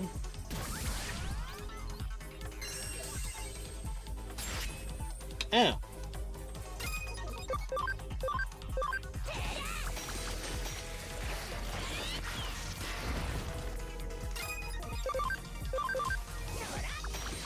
So this is number 3.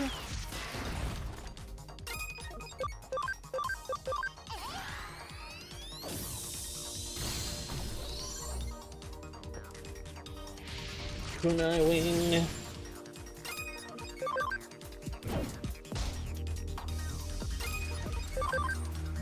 Take them out one by one, one by one, one by one. Take them out one by one.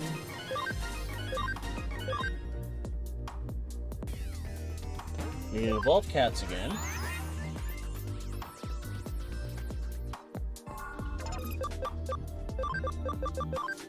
Cats into our water type.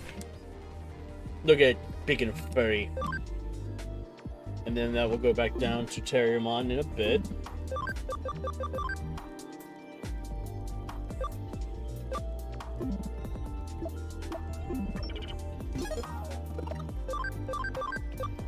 Yep, 5 more. So that was 3, so we need 5 more to go with Sunny, and then we'll go into camp farming. Boop! Function.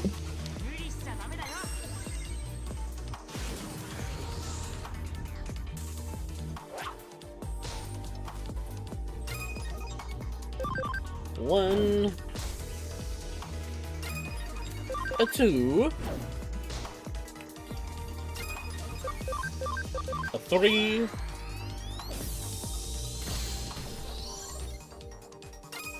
and then just keep whittling it away.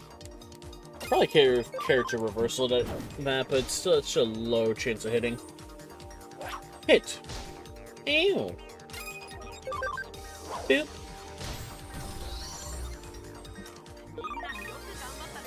We're getting a lot of AGL boosts at least. We're getting a lot of items for this. And his name is John Cena. John Cena! Okay. Yeah, 7% accuracy. Let's try it. Boop. Hey, it hit. Alright, well, you know what this means. Fling the feces at it. And now it's dead. And so is this one.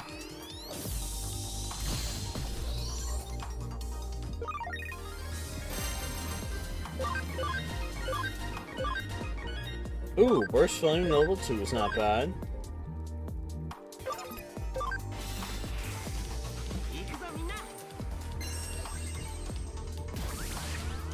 Agility up. One claw.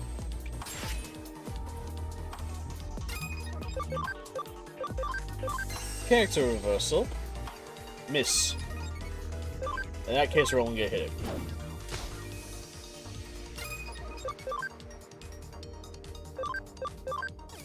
Sunshine Beam. So then when the other two can try again.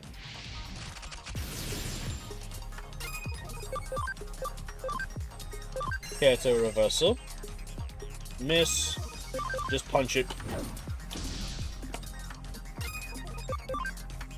Sunshine Beam. Boop.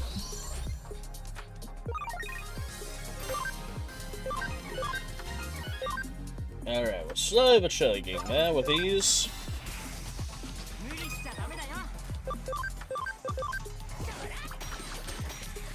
Oh, I need to convert again soon.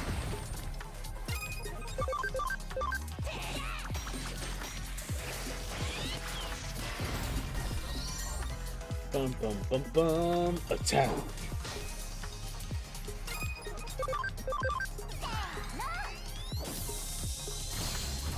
Oh!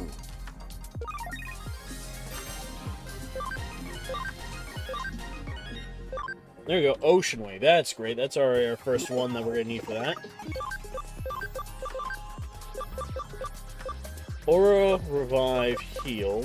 You can get rid of Heal for Ice Archery. You can get rid of that for Ocean Wave. Both of these are great already.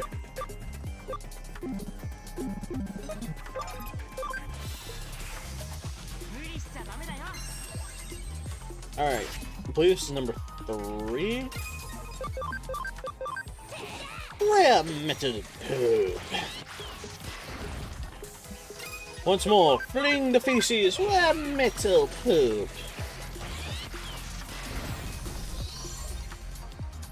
And then blind the chicken.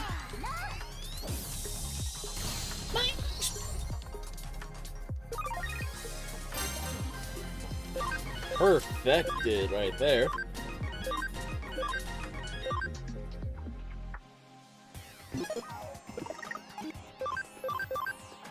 Yep, that's 100. Alright. Alright, now for on to phase 2 of what we're going to be doing for tonight. Yep. First off, what's Sunny's level at? 31, so we can just de-digivolve Sunny back down to a Palmon. Cat is good at that. Dawn is good to stay for a little bit. Vermilion up to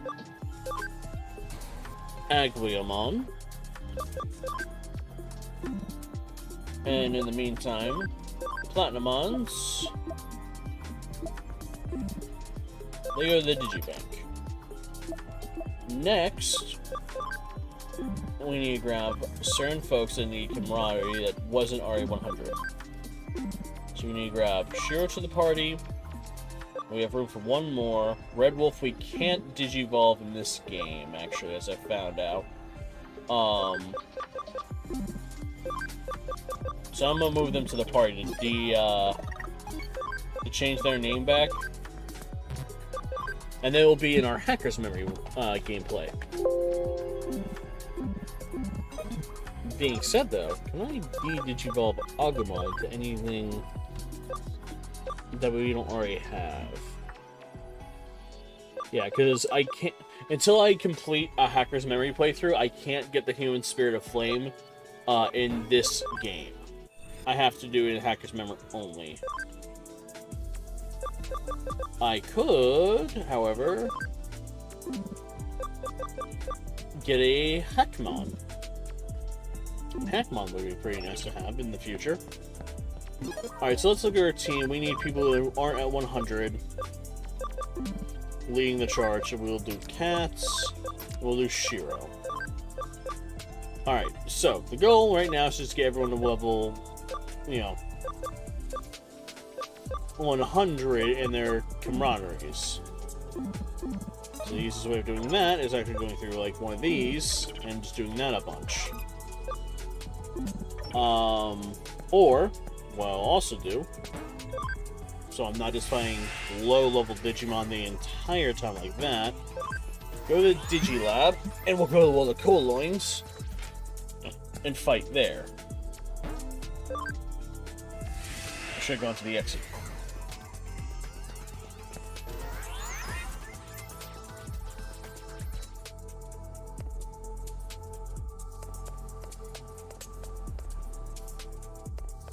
Go over here.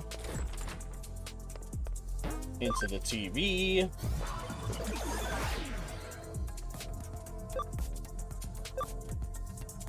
Yeah, we'll go to Coloin level 3.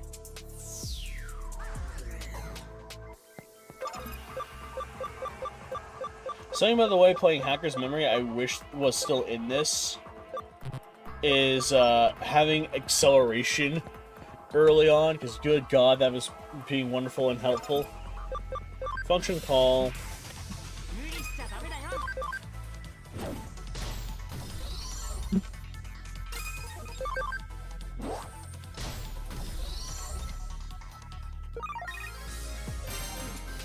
Yep, the whole purpose of this now is to get everyone's camaraderie up.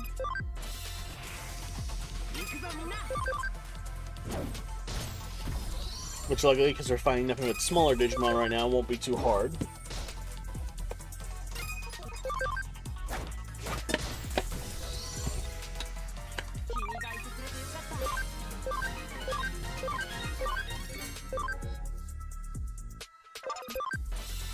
Ba-da-ba-ba-ba-ba.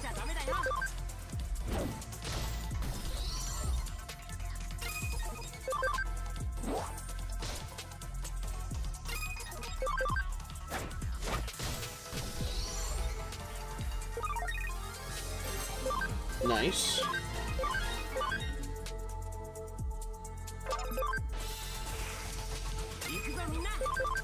Yeah, because as stated, we'll do more of the actual game tomorrow on Thursday, as far as like continuing the story of the game and whatnot. Right now, we're mainly just focused on trying to get Digimon things that can get me to higher level tiered stuff. Which, granted, a lot of this I can do off stream as well, which I probably will. I just want to make sure we can have a little bit of a discussion today while it's still fresh in my mind and whatnot. Had that little rant at the beginning.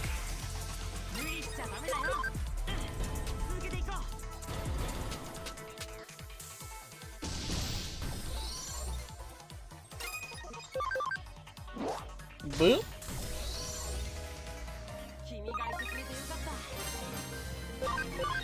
X heals pretty good again. This one, I feel like in this playthrough we're gonna have a lot more support type Digimon as well, as I'm noticing, which is gonna be really helpful.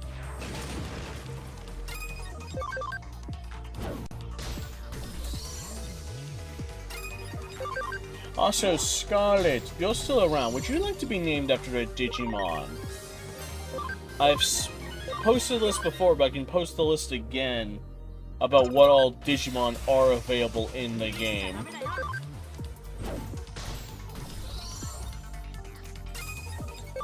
Because I'd have to look back at our box and see how many we actually have, because I need at least 11 named people for the party.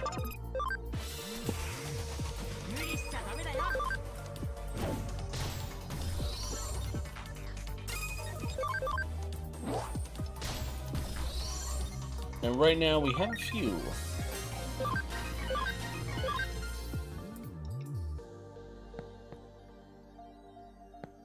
Because right now, you don't really know Digimon one name after me, one that matches me. I could do that. Because right now, oh, that's the, alright, so right now in our team, we have, because I'm not going to include Vermilion. Vermilion and Cats are going to become one Digimon. So we have 1, 2, 3, 4, 5, 6, 7, 8 Digimon. So now, Scarlet would make 9. And going off of that, Kuromon Digivolve into anything that gets the ABI up pretty much. Agumon. Everything's good. First, I could put Sunny away from now. Yeah, I'm gonna put Sunny back in the bank. Slash on the island, that way I know everyone who's everyone.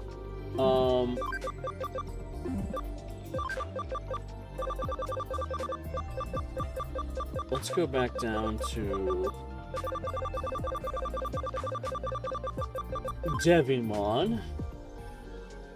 Indeed, Digivolve downwards. Devimon into... I have to think, what goes back into one of them? Because I can think of a few that Scarlet might be able to be. Let's look up the Digimon list. Digimon Field Guide.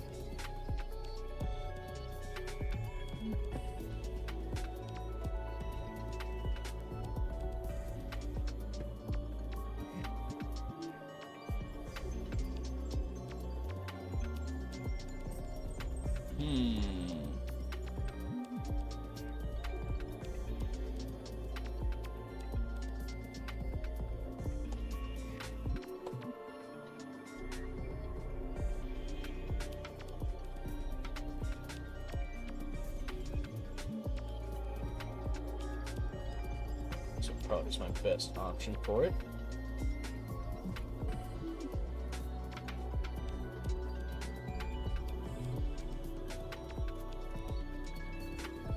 Doublemon and most three aren't bad. Maybe look, maybe see there's more.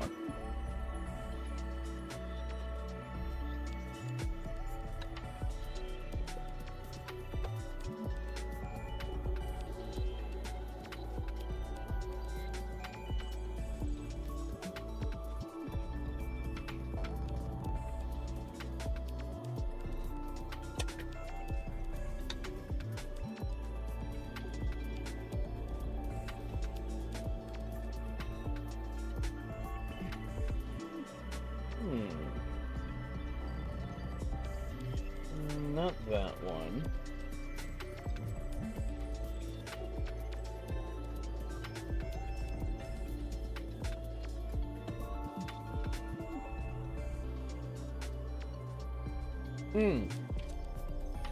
Wait, I know one.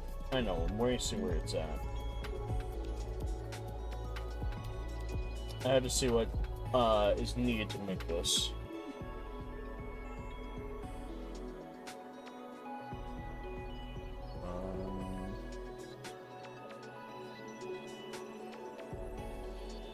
It's like the dark version of Renamon's evolutionary line. And I know it's in the game because I've had to fight it a bunch of times.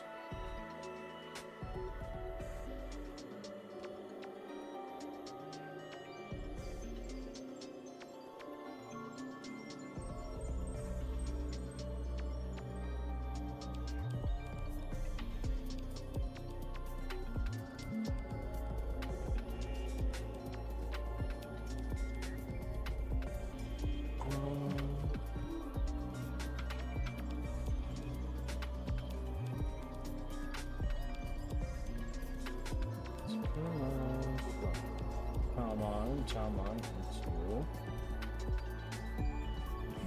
Okay.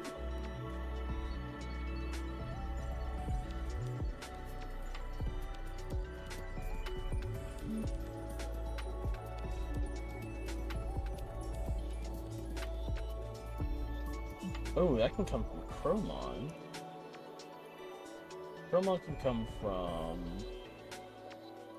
Pekmon. Pekmon can come from Falconmon. Okay, so okay, I know how I'm gonna digivolve you, Scarlet. I'm gonna find me a falcon.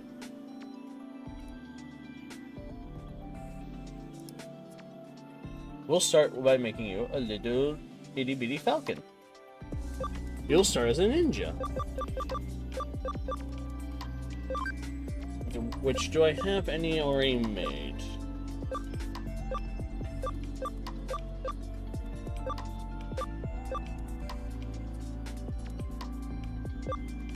Golemon, Galmon, Goblinmon. Yes, I do. Haha! I have a Falconmon. Which is a builder type. Alright, so you, where are you, where are you? Add to the party. Because looking back, I found a Digimon that I think could work really well with Scarlet. And let me double check what kind of Digimon it is.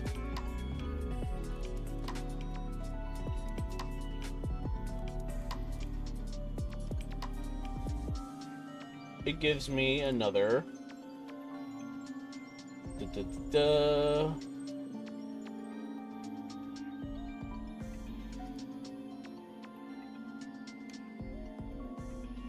gives me another data type, which will be. So going over my list, that'd be, we have 1, 2. Actually, hold on, let me double check. So, Vermilion, when he digivolves, turns into... Alright, so he stays as a flat type, so that's... So, Katsuna will turn into a normal type. Dawn is going to constantly going into... I think a vaccine. Shiro, I know, is going to be vaccine pretty far into his line. Agumon is just here to be here right now. Demara is going to be going vaccine, might turn into a data type, I'm pretty sure. Miki is going to be going down data line. Nat is going down a virus line. Snow stays data for a while. Okay, so we're going to have a lot of data types. I need virus types. But there are no really strong virus types that I can think of that I know is our chat. I will have to build a few just to have.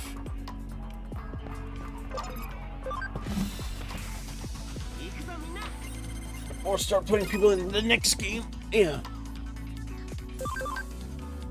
So here we go. 1. Don't need strong virus type, just fun ones. Yeah.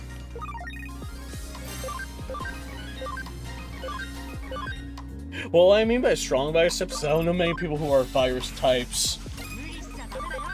I might make one not from me.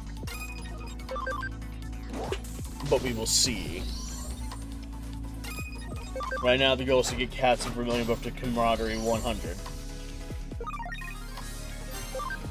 Along with everyone else. Because Shiro's at 60, 70. Alright, so Vermilion needs one more fight.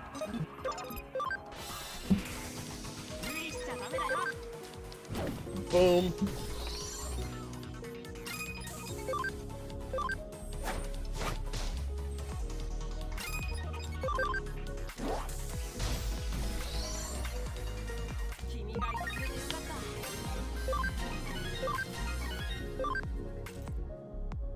Alright. Yep, that got him to 100. So we're gonna swap for Falcon. In fact, settings. Name this into Scarlet. Alright. Dawn can get one more level before we send him back down to Agumon.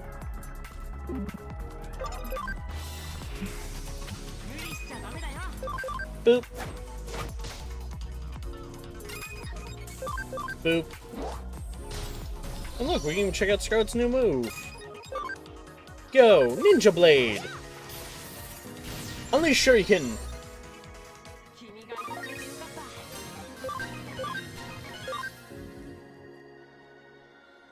Yeah, because they don't have the actual dark version of Renamon in this game, but they do have her ultimate form, which is still a dark type. Harpoon Torpedo.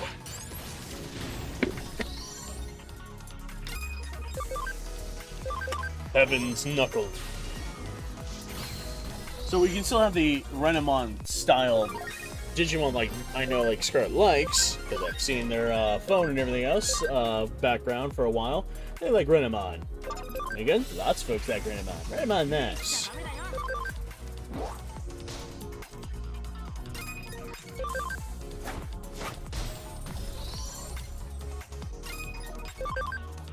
Yeah.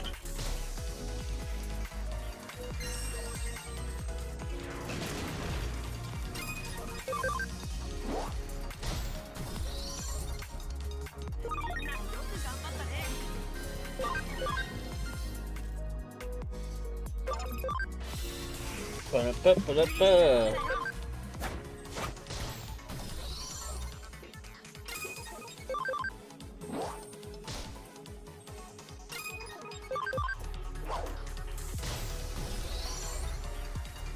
Smith. I've never had Renamon as a background. I swear to God, I've seen your computer and everything else as a background with Renamon. The little fox Digimon girl. I swear to God, I've seen it at least once on your phone and on your PC as a background because you have like a slideshow background. I swear on God, I've seen that.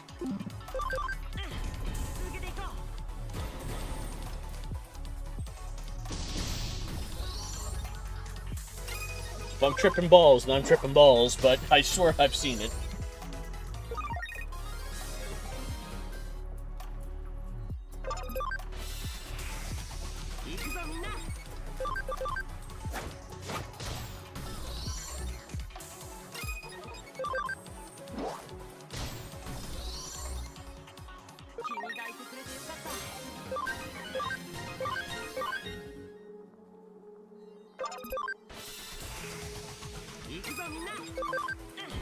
I could probably make this a little easier on myself by lowering folks back down to other levels, but sure, cats are still going to earn the XP that they need for this anyways.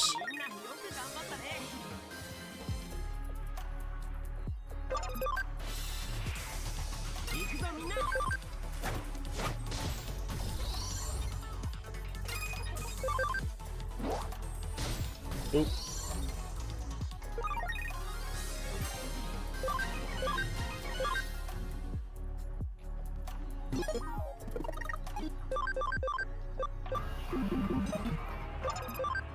Slowly but surely, making our way there.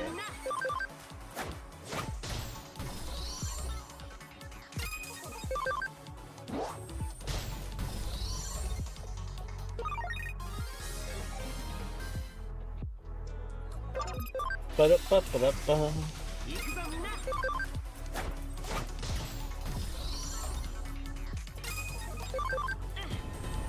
Because once we have, I'll say Shiro and Cats at 100%, we'll be close to pretty much where I'll end for the night for today, and then we'll be able to evolve them into what I want them to be. And then off stream / later tonight after D&D, I'll actually work on like everyone else for the camaraderie. Then our stream on Thursday won't have to be too much grinding. It will actually just allow us to do our story stuff, do some sleuthing around as the little detective that we are.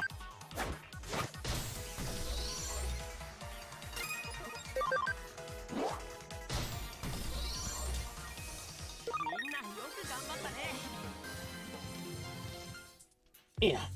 They're part of the slideshow or something, I'm sure I've never had solo for them. Fair. That's what I'm saying. I'm sure I've seen it once or twice. I know for a fact it's never just been like a solid just background. But I'm gonna include it on part of the background.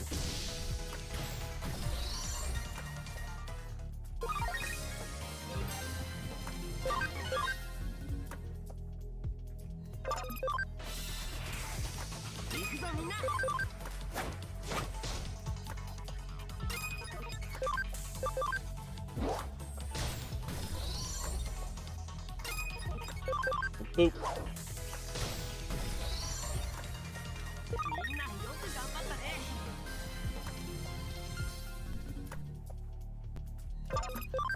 Ba-da-ba-ba-da-ba. We are going.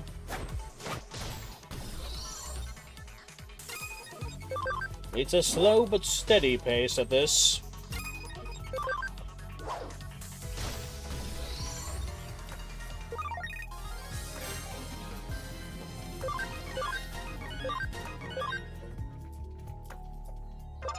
So the big ones, I need that Agumon to get a lot more points over time as well.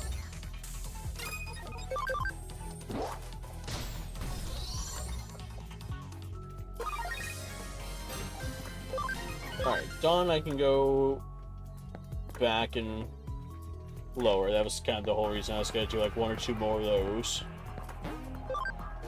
Get the converts out the way.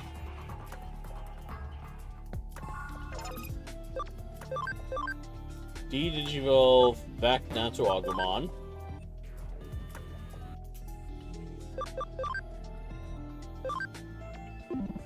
If I Digivolve, that only gets to 18. Wait. I have a way to get to the 20. Turn to Sukunamon. Sukunamon back to Agumon. That gets to 19. Back down to that. Gets to 21. Ba bing ba boom. We have Koromon. Koromon can now go into Hackmon after a bit.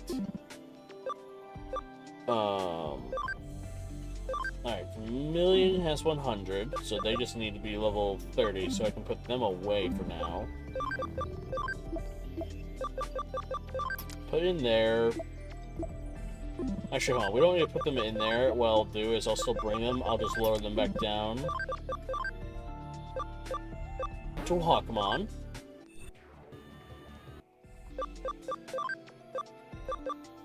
There, now 90% of our things are what they need to be. Digivolve Cats back down to Terriermon. Terriermon and Agatomon in a bit. So almost all of us are back down to that. ABI is 10. ABI needs to be at least 10 for one of these. So, alright. So, Patamon back down. There, everyone's back to rookie forms.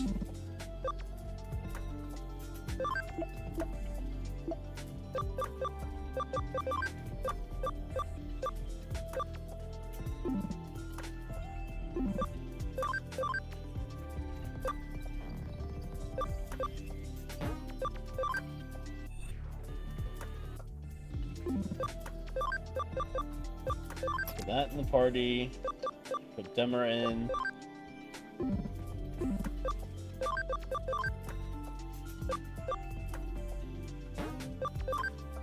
Put Bunny down a level. We'll put Bunny in the party.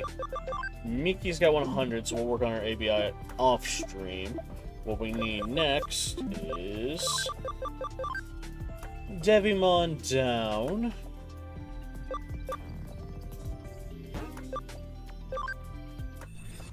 Into Devilmon. Welcome in, Cowboy. We can lower Devilmon into this. So we want Suyamon into that later. So we need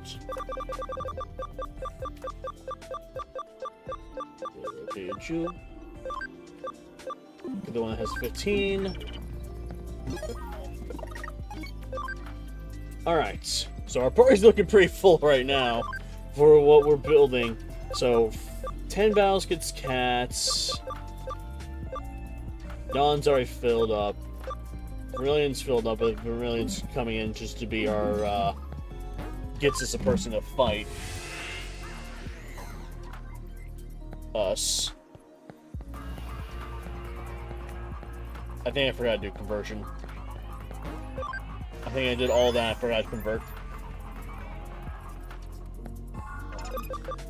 I did. Whoops.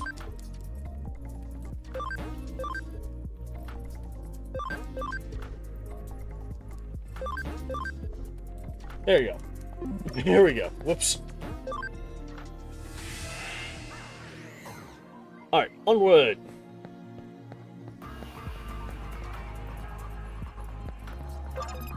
Function call.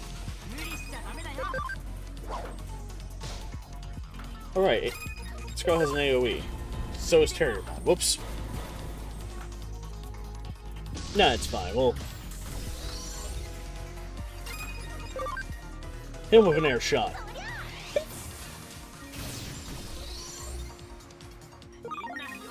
Good work, Patamon. Alright, now everyone's level 4 except for Scarlet. Scarlet's at, you know, the highest level of us right now.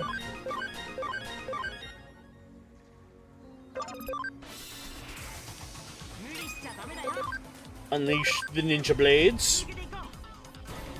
Hey, you and Cats are teaming up AoE, AoE. Terrier Tornado. Ninja Blades.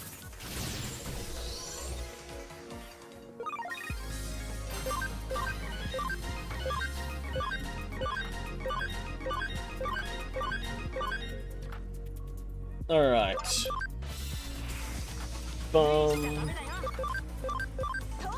Here we go.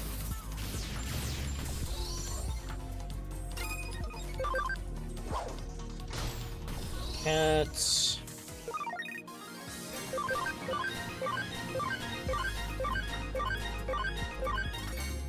There we go.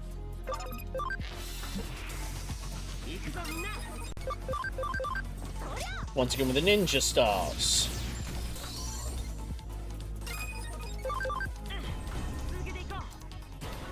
Get a good chain going. Bum bum bum bum bum.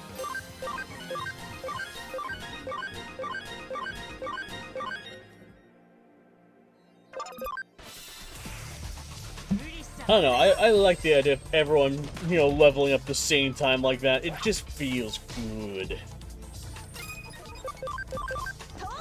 Ninja Blade. Doing well so far. We're, you know, had our earlier discussion, Schmago round that we discussed, about just something going on in the voice acting community.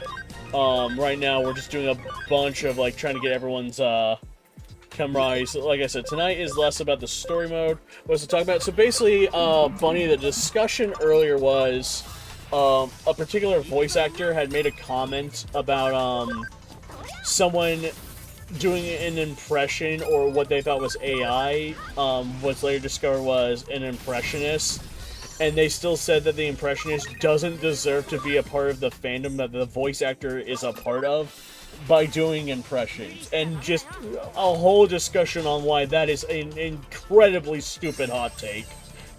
Welcome back, Shiro. Like, that's what the rant was about earlier.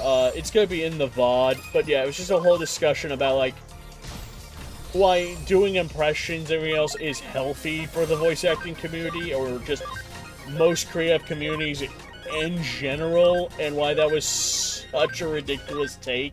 I am still finding it hard to believe that they actually said that, but there is legit video evidence of them saying it, so yeah.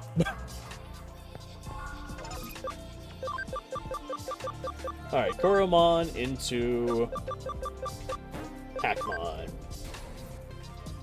Hackmon! Look at this! Look at this little buddy! Out of the party for now, Hackmon.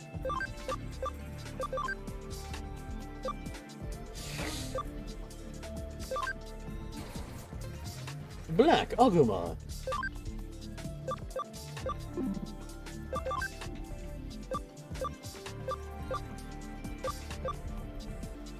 Alright, Scar can... wait a minute. If Scar digivolves into this... Alright, Scarlet, you turn into an XVmon for a little bit. That actually means I can take Vermilion and put them back in the island with everyone else, because they're already 100%ed. Because again, the whole purpose of this is to get people to 100% so that aren't already. Y'all two won't count. Alright, so Cass is now 100%, so they can go here. So them and Vermilion just now need to hit their actual levels that they require. 50, 95, and 33. So Shiro is the last one who's going to get to 100 tonight on stream. Just name a Digimon after us. So the idea is naming Digimon after chat in both games. Because I can only have a max of 11 Digimon. Cowboy, you don't have one just yet, because I did post it in my server, the list of Digimon. I can post it again for folks, if you find a Digimon you like, to be named after. Because I can only have 11 Digimon in the team for both games, but if I don't put you in this game, I will put you in the next one when we get to that one. Because I know for a fact one person in chat, earlier, Red, wanted to be, a Digimon that we can't get in this version of the game. We can't get in Cyber Sleuth, but we can get in Hacker's Memories. Since I don't have a previous save of Hacker's Memories and Cyber Sleuth already finished, which means they would do it. Oh, look, when I get home, hell yeah.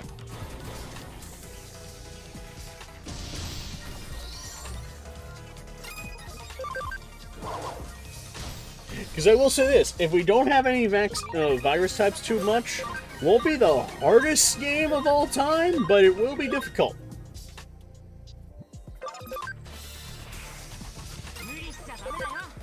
Because I do know for a fact I've seen people do, like, vaccine-only type runs and everything else, or, like, data-only type runs. So you can do ones with everything else except for D&D. Hell yeah.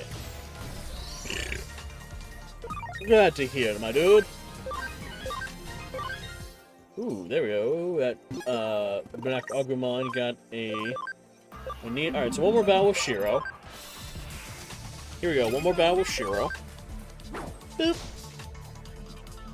And then we will be able to get everyone going with what they actually need. Yeah, because I'll probably end around, like, 6 tonight. Let's go. Holy light. Boop.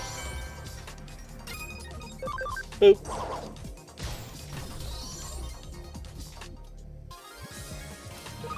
Yeah, in fact, I'll repost the field guide.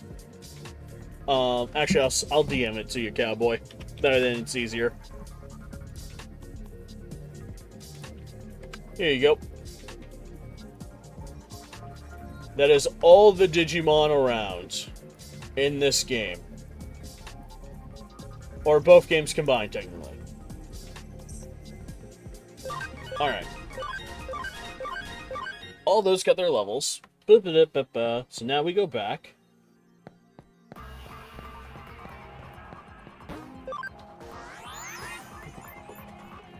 Now because like I said, I was gonna end the night pretty much with, making sure that certain people got their stuff. So we're gonna put Themra, we're gonna grab Vermilion, put them back in the party. Put Snow back in the box. Bring Cat, bring Sunny.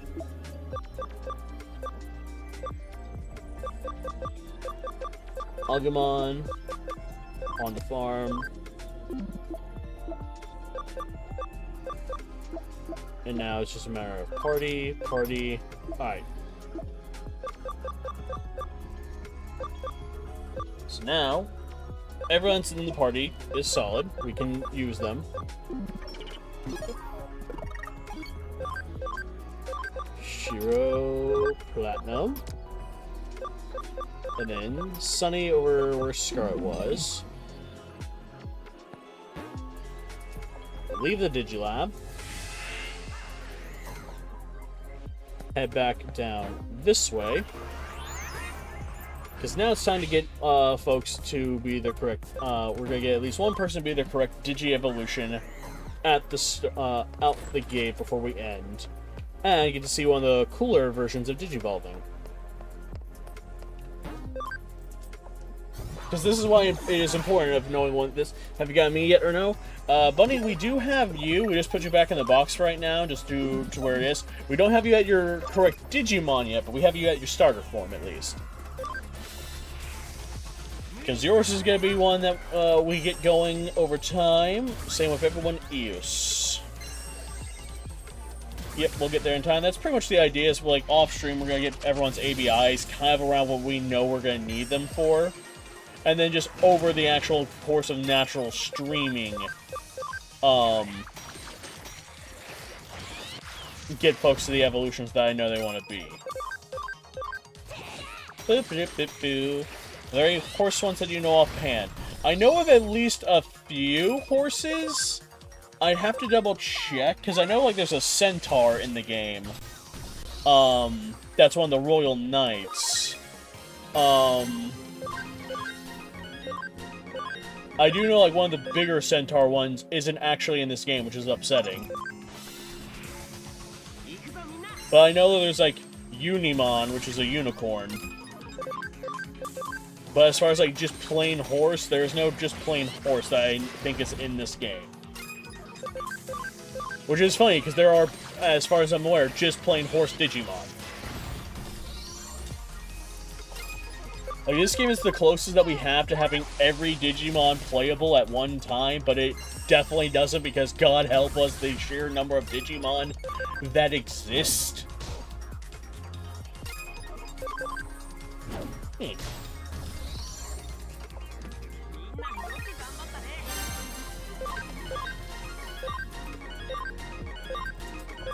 Okay, everyone's the levels that I believe they need, but we'll just get everyone to level 20 to make sure.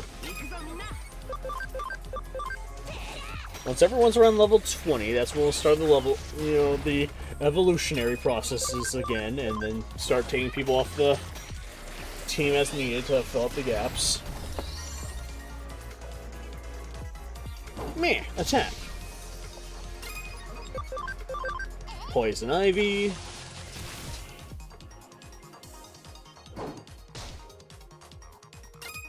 Attempt a character reversal. It hit. Let's go. That's great for us, because now we just simply throw feces at the dinosaur.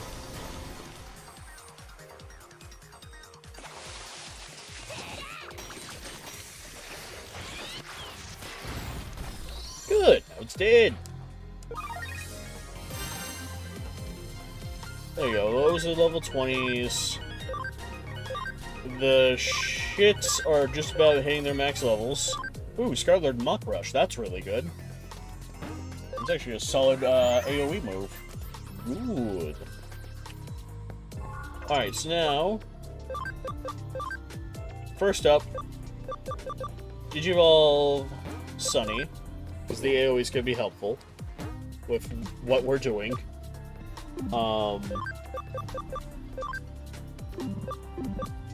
Digivolve Vermilion into Aguiamon, because we do need this. Cats into Gatomon.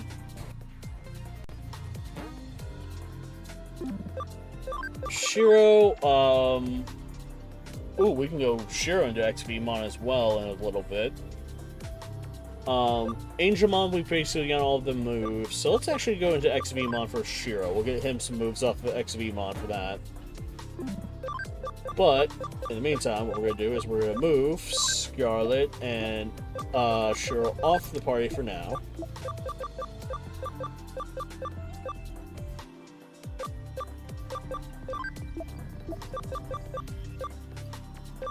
So the whole idea about doing different Digimon, Shiro, because we're still going to go down the Angelmon path for you, and Scarlet's going to go down a different path entirely from XVmon, but we're just doing it for the moves right now, is to get some moves while doing the Digi-evolutions.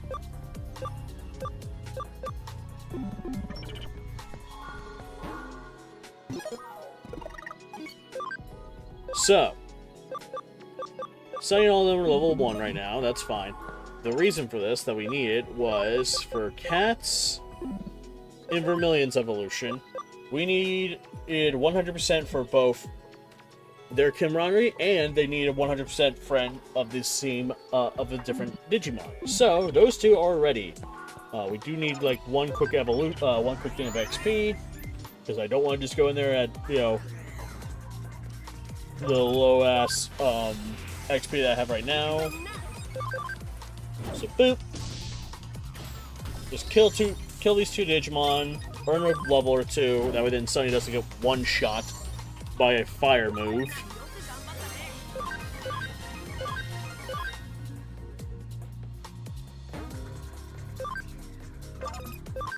Yeah, the whole purpose of this is just get like up to level 5, that way then we can at least survive a hit.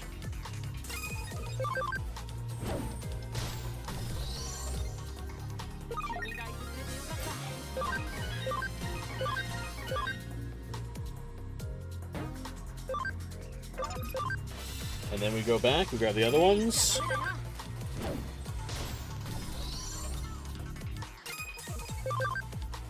Boop.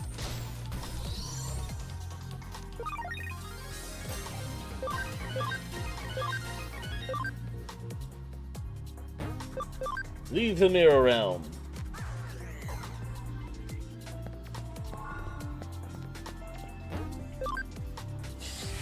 Because those of you who are familiar with stuff like Digimon Adventure 2 might understand why we're doing this with what we're doing. It's one of the cooler versions of Digivolving. Again, every season of Digimon introduced new forms of Digivolving, which some were cool, some weren't the best. I still think Frontiers was pretty awesome with how they did theirs.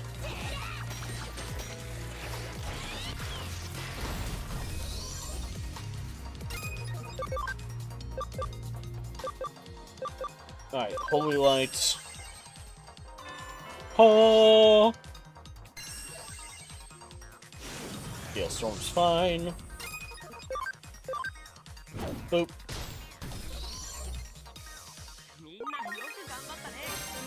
Yeah, there we go.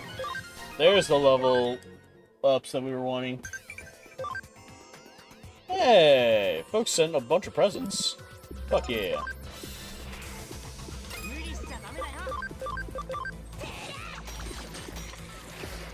Boop.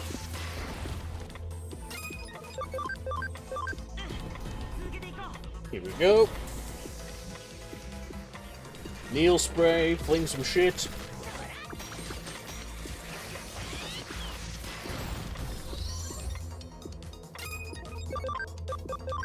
Hit him with the holy lights.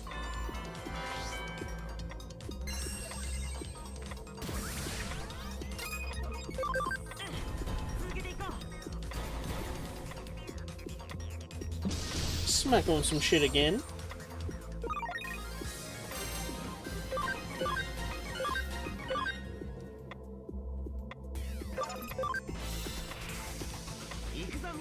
Alright. So most of them only need to be about level 30 for their evolutionary lines, which is fine. We've got this.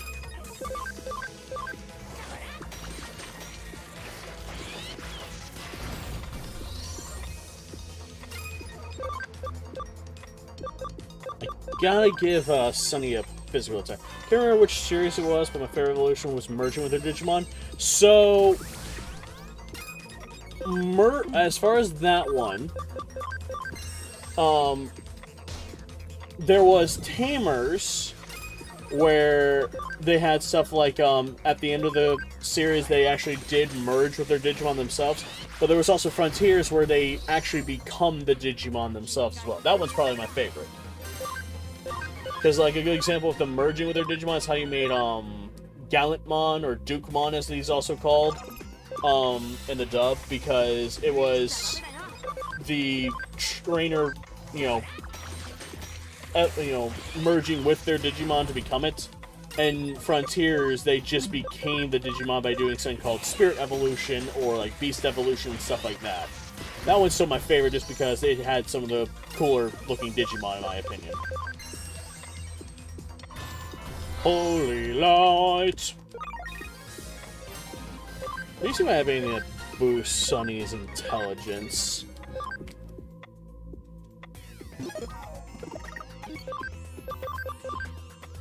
Because intelligence is only 62. No, but I do have attack up. Now let's give him the attack. And then, do I have any physical moves? I do, presently. Tamers, yeah, Tamers was Golemon and Renamon. Yeah, Tamers is one that I know for a lot of people is probably their favorite version of Digimon. By the way, fun fact for y'all who like Tamers. So Tamers is one that a lot of people mention is also one of the darker versions of Digimon. There might be a reason for this. A little fun fact for y'all. The creator of Digimon Tamers, the writer for Tamers, they're the same person who turned around and wrote for Hellsing. The lead writer for Digimon Tamers is the lead writer for the original Hellsing, which came out after Tamers.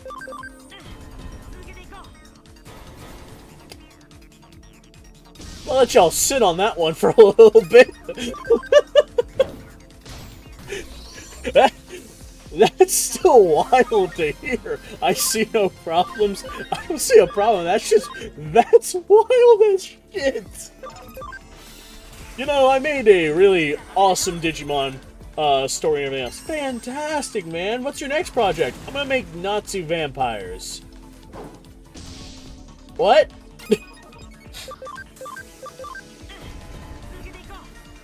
Yeah, we're gonna make Dracula, but with guns. Okay. You do you then.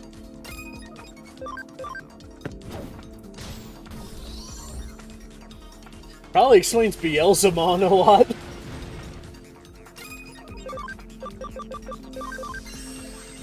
Crescent Leaf.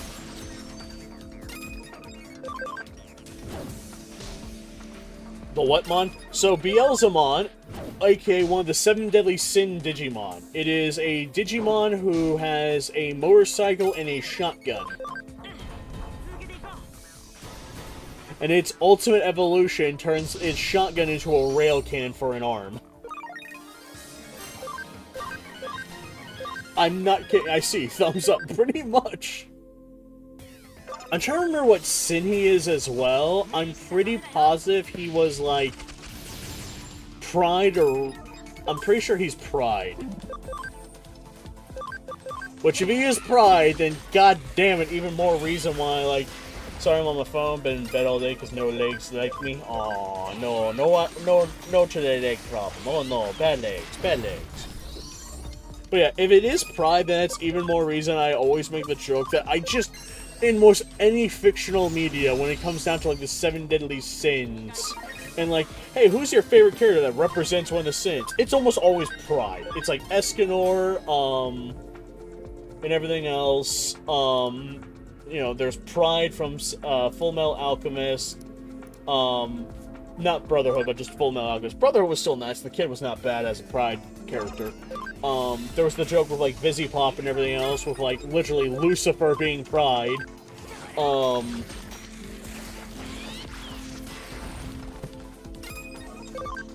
This one of those ones like, what happened? Son of a bitch!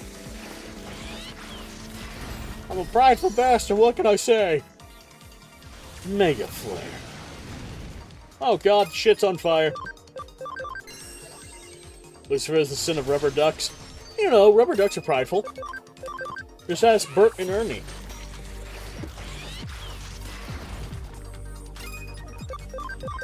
Gonna need to refill my Digimon's PowerPoints here in a little bit.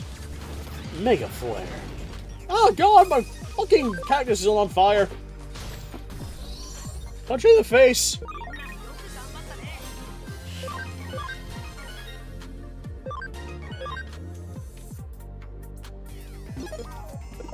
Luckily we have items for this.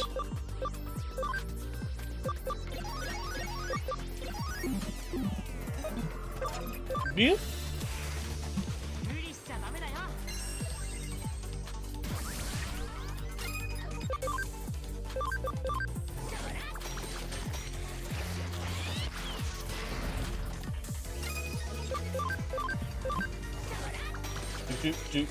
Do.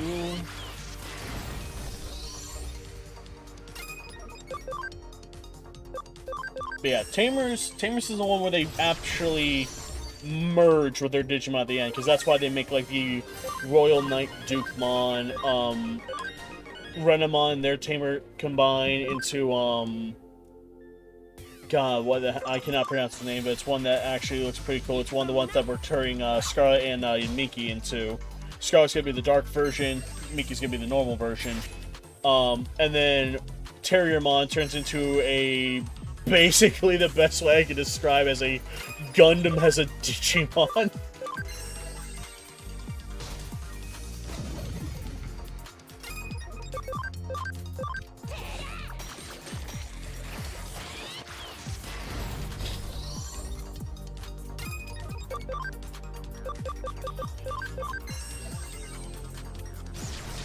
Oh, I missed.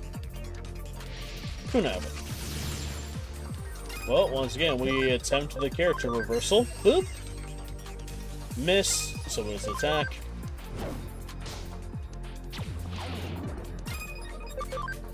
And go for the crescent leaf. Son of a bitch, stop missing. You have a 95% chance to hit.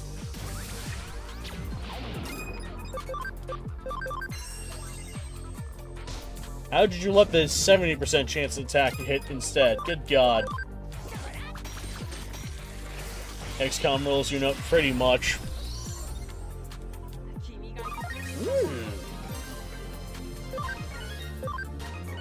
Alright, so. They're level 27. I think they need to be level 30 for their evolutions.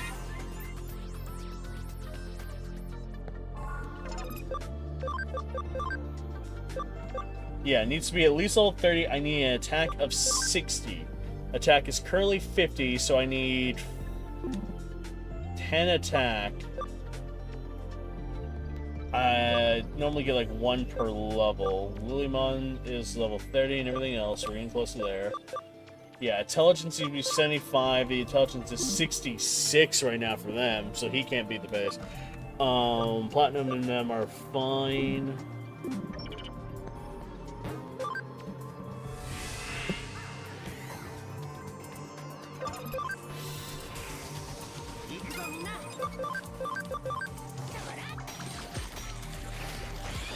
Luckily, we have plenty of Digimon. We can also feed them if we need to by doing this.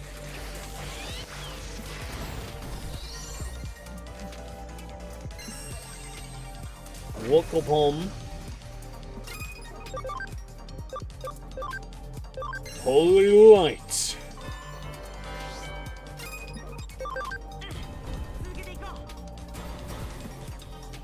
Not to mention, we do have some XP items that we've been holding on to just in case. Because, yeah, attack went up by 1. Oh, boy. We're going to get him to 30, and then we're going to determine if we need to use the items. Which we probably will.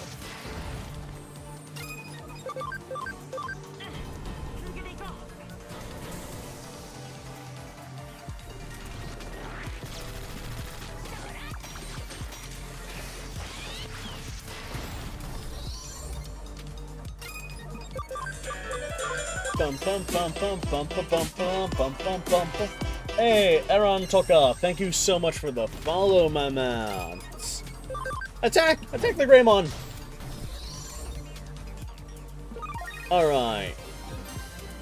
There we go. Solid. My name is Shameless Pawn. I am a half-elf, exotic dancer VTuber. Right now we're playing some Digimon. We are naming folks after Digimon as well that, you know, wish to be named after them, so we can slowly build teams for both this game and for Haku's Memories.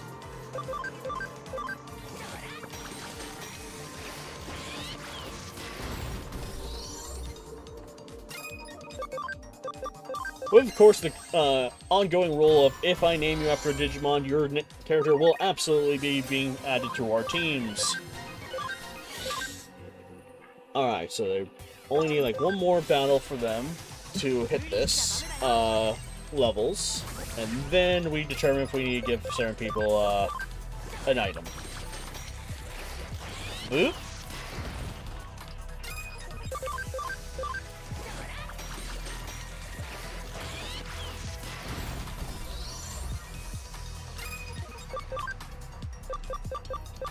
Crescent Leaf.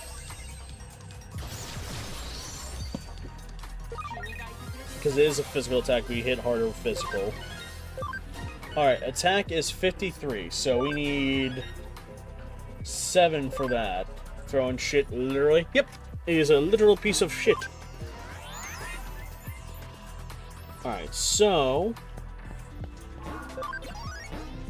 recover. So what we have is I have this right here. Gave 3 points. Alright, so now Cats only needs 2 levels. So, if we can get Cats to 2 levels, we'll be able to end the night on a really good Digiball. So that's what we'll do. We'll try to get Cats to 2 levels that they need. Because you do get more Brave points, as I find out later in the future. Those are just good for starting off. Because it's just free XP. Same with the friendships. You can earn more of those in the future, but I always... It's good early on to just use grinding for the, Cam is not hard to do. Just do 100 battles with whatever Digimon you're using, and you'll get it. You mainly only want to use it if there's a particular Digimon you want to evolve without having to worry about it.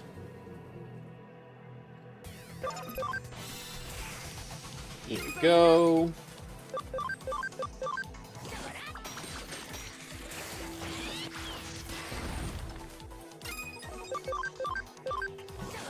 Finish them with feces!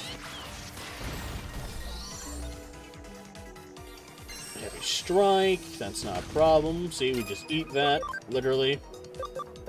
Holy light. My face! Slam him.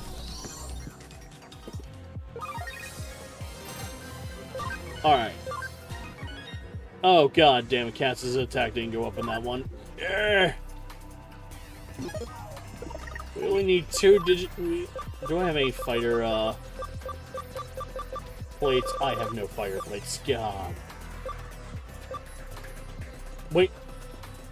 I have power pines. Hold on, I have power pines. Cats! Hold on, we're putting you on the bank. We're putting you on the farm real fast. Hold still. Go to the farm.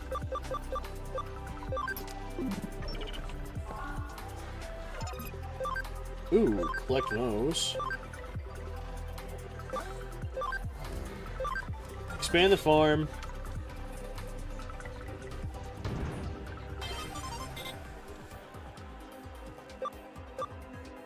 Alright. There we go. Cats, eat this. Plus 10 attack. That's all we need. Thank goodness gracious. God. Alright.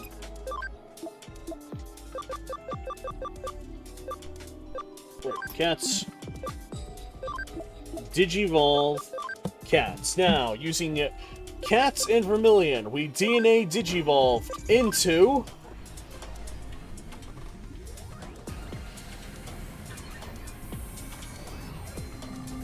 Sylphamon! That's right, DNA Digimon. Or DNA Digivolve, where you can take one Digimon and combine it with another one. And like that, we have an ultimate. Who has Top Gun. And kept all of Cats' moves. So we have Revive, Aura, Holy Light, Ocean Wave, Ice Archery, Top Gun. It also eats up a lot of this, but just to show off what this looks like,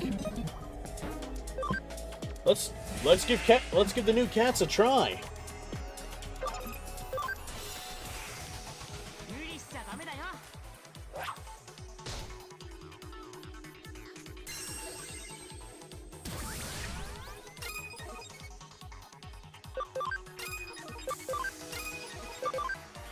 Top Gun.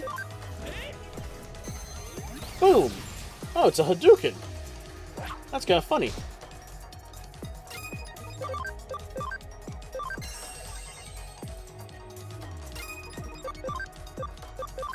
Okay, this one put up a little thing on itself, so we're just gonna keep trying to do it. Oh, they're increasing their agility, so those sons of bitches. Once again, try the top gun.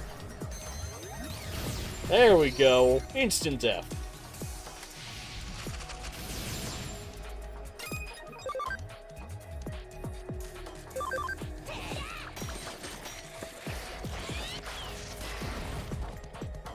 We get it slowly.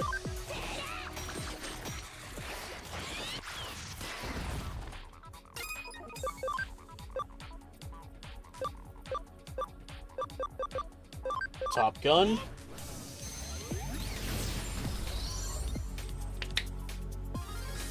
Victory!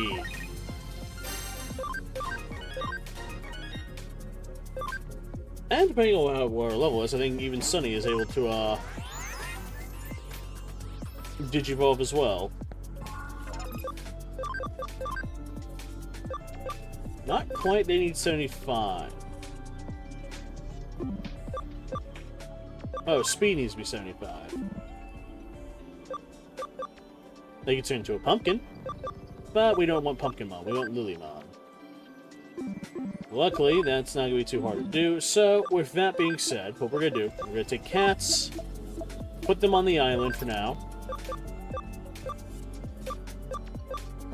and we're going to start working on everyone else, slowly but surely, off-stream, in the meantime. So we'll bring Scarlet, we'll bring Shiro, and I've got room for one more, we'll bring Snow.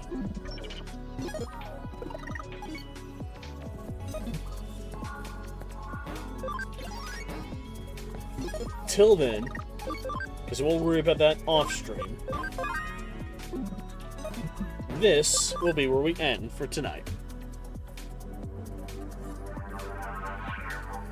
Let's see who's on. Ooh, Momo's on. Let's send y'all over to Momo. Wave. Momo.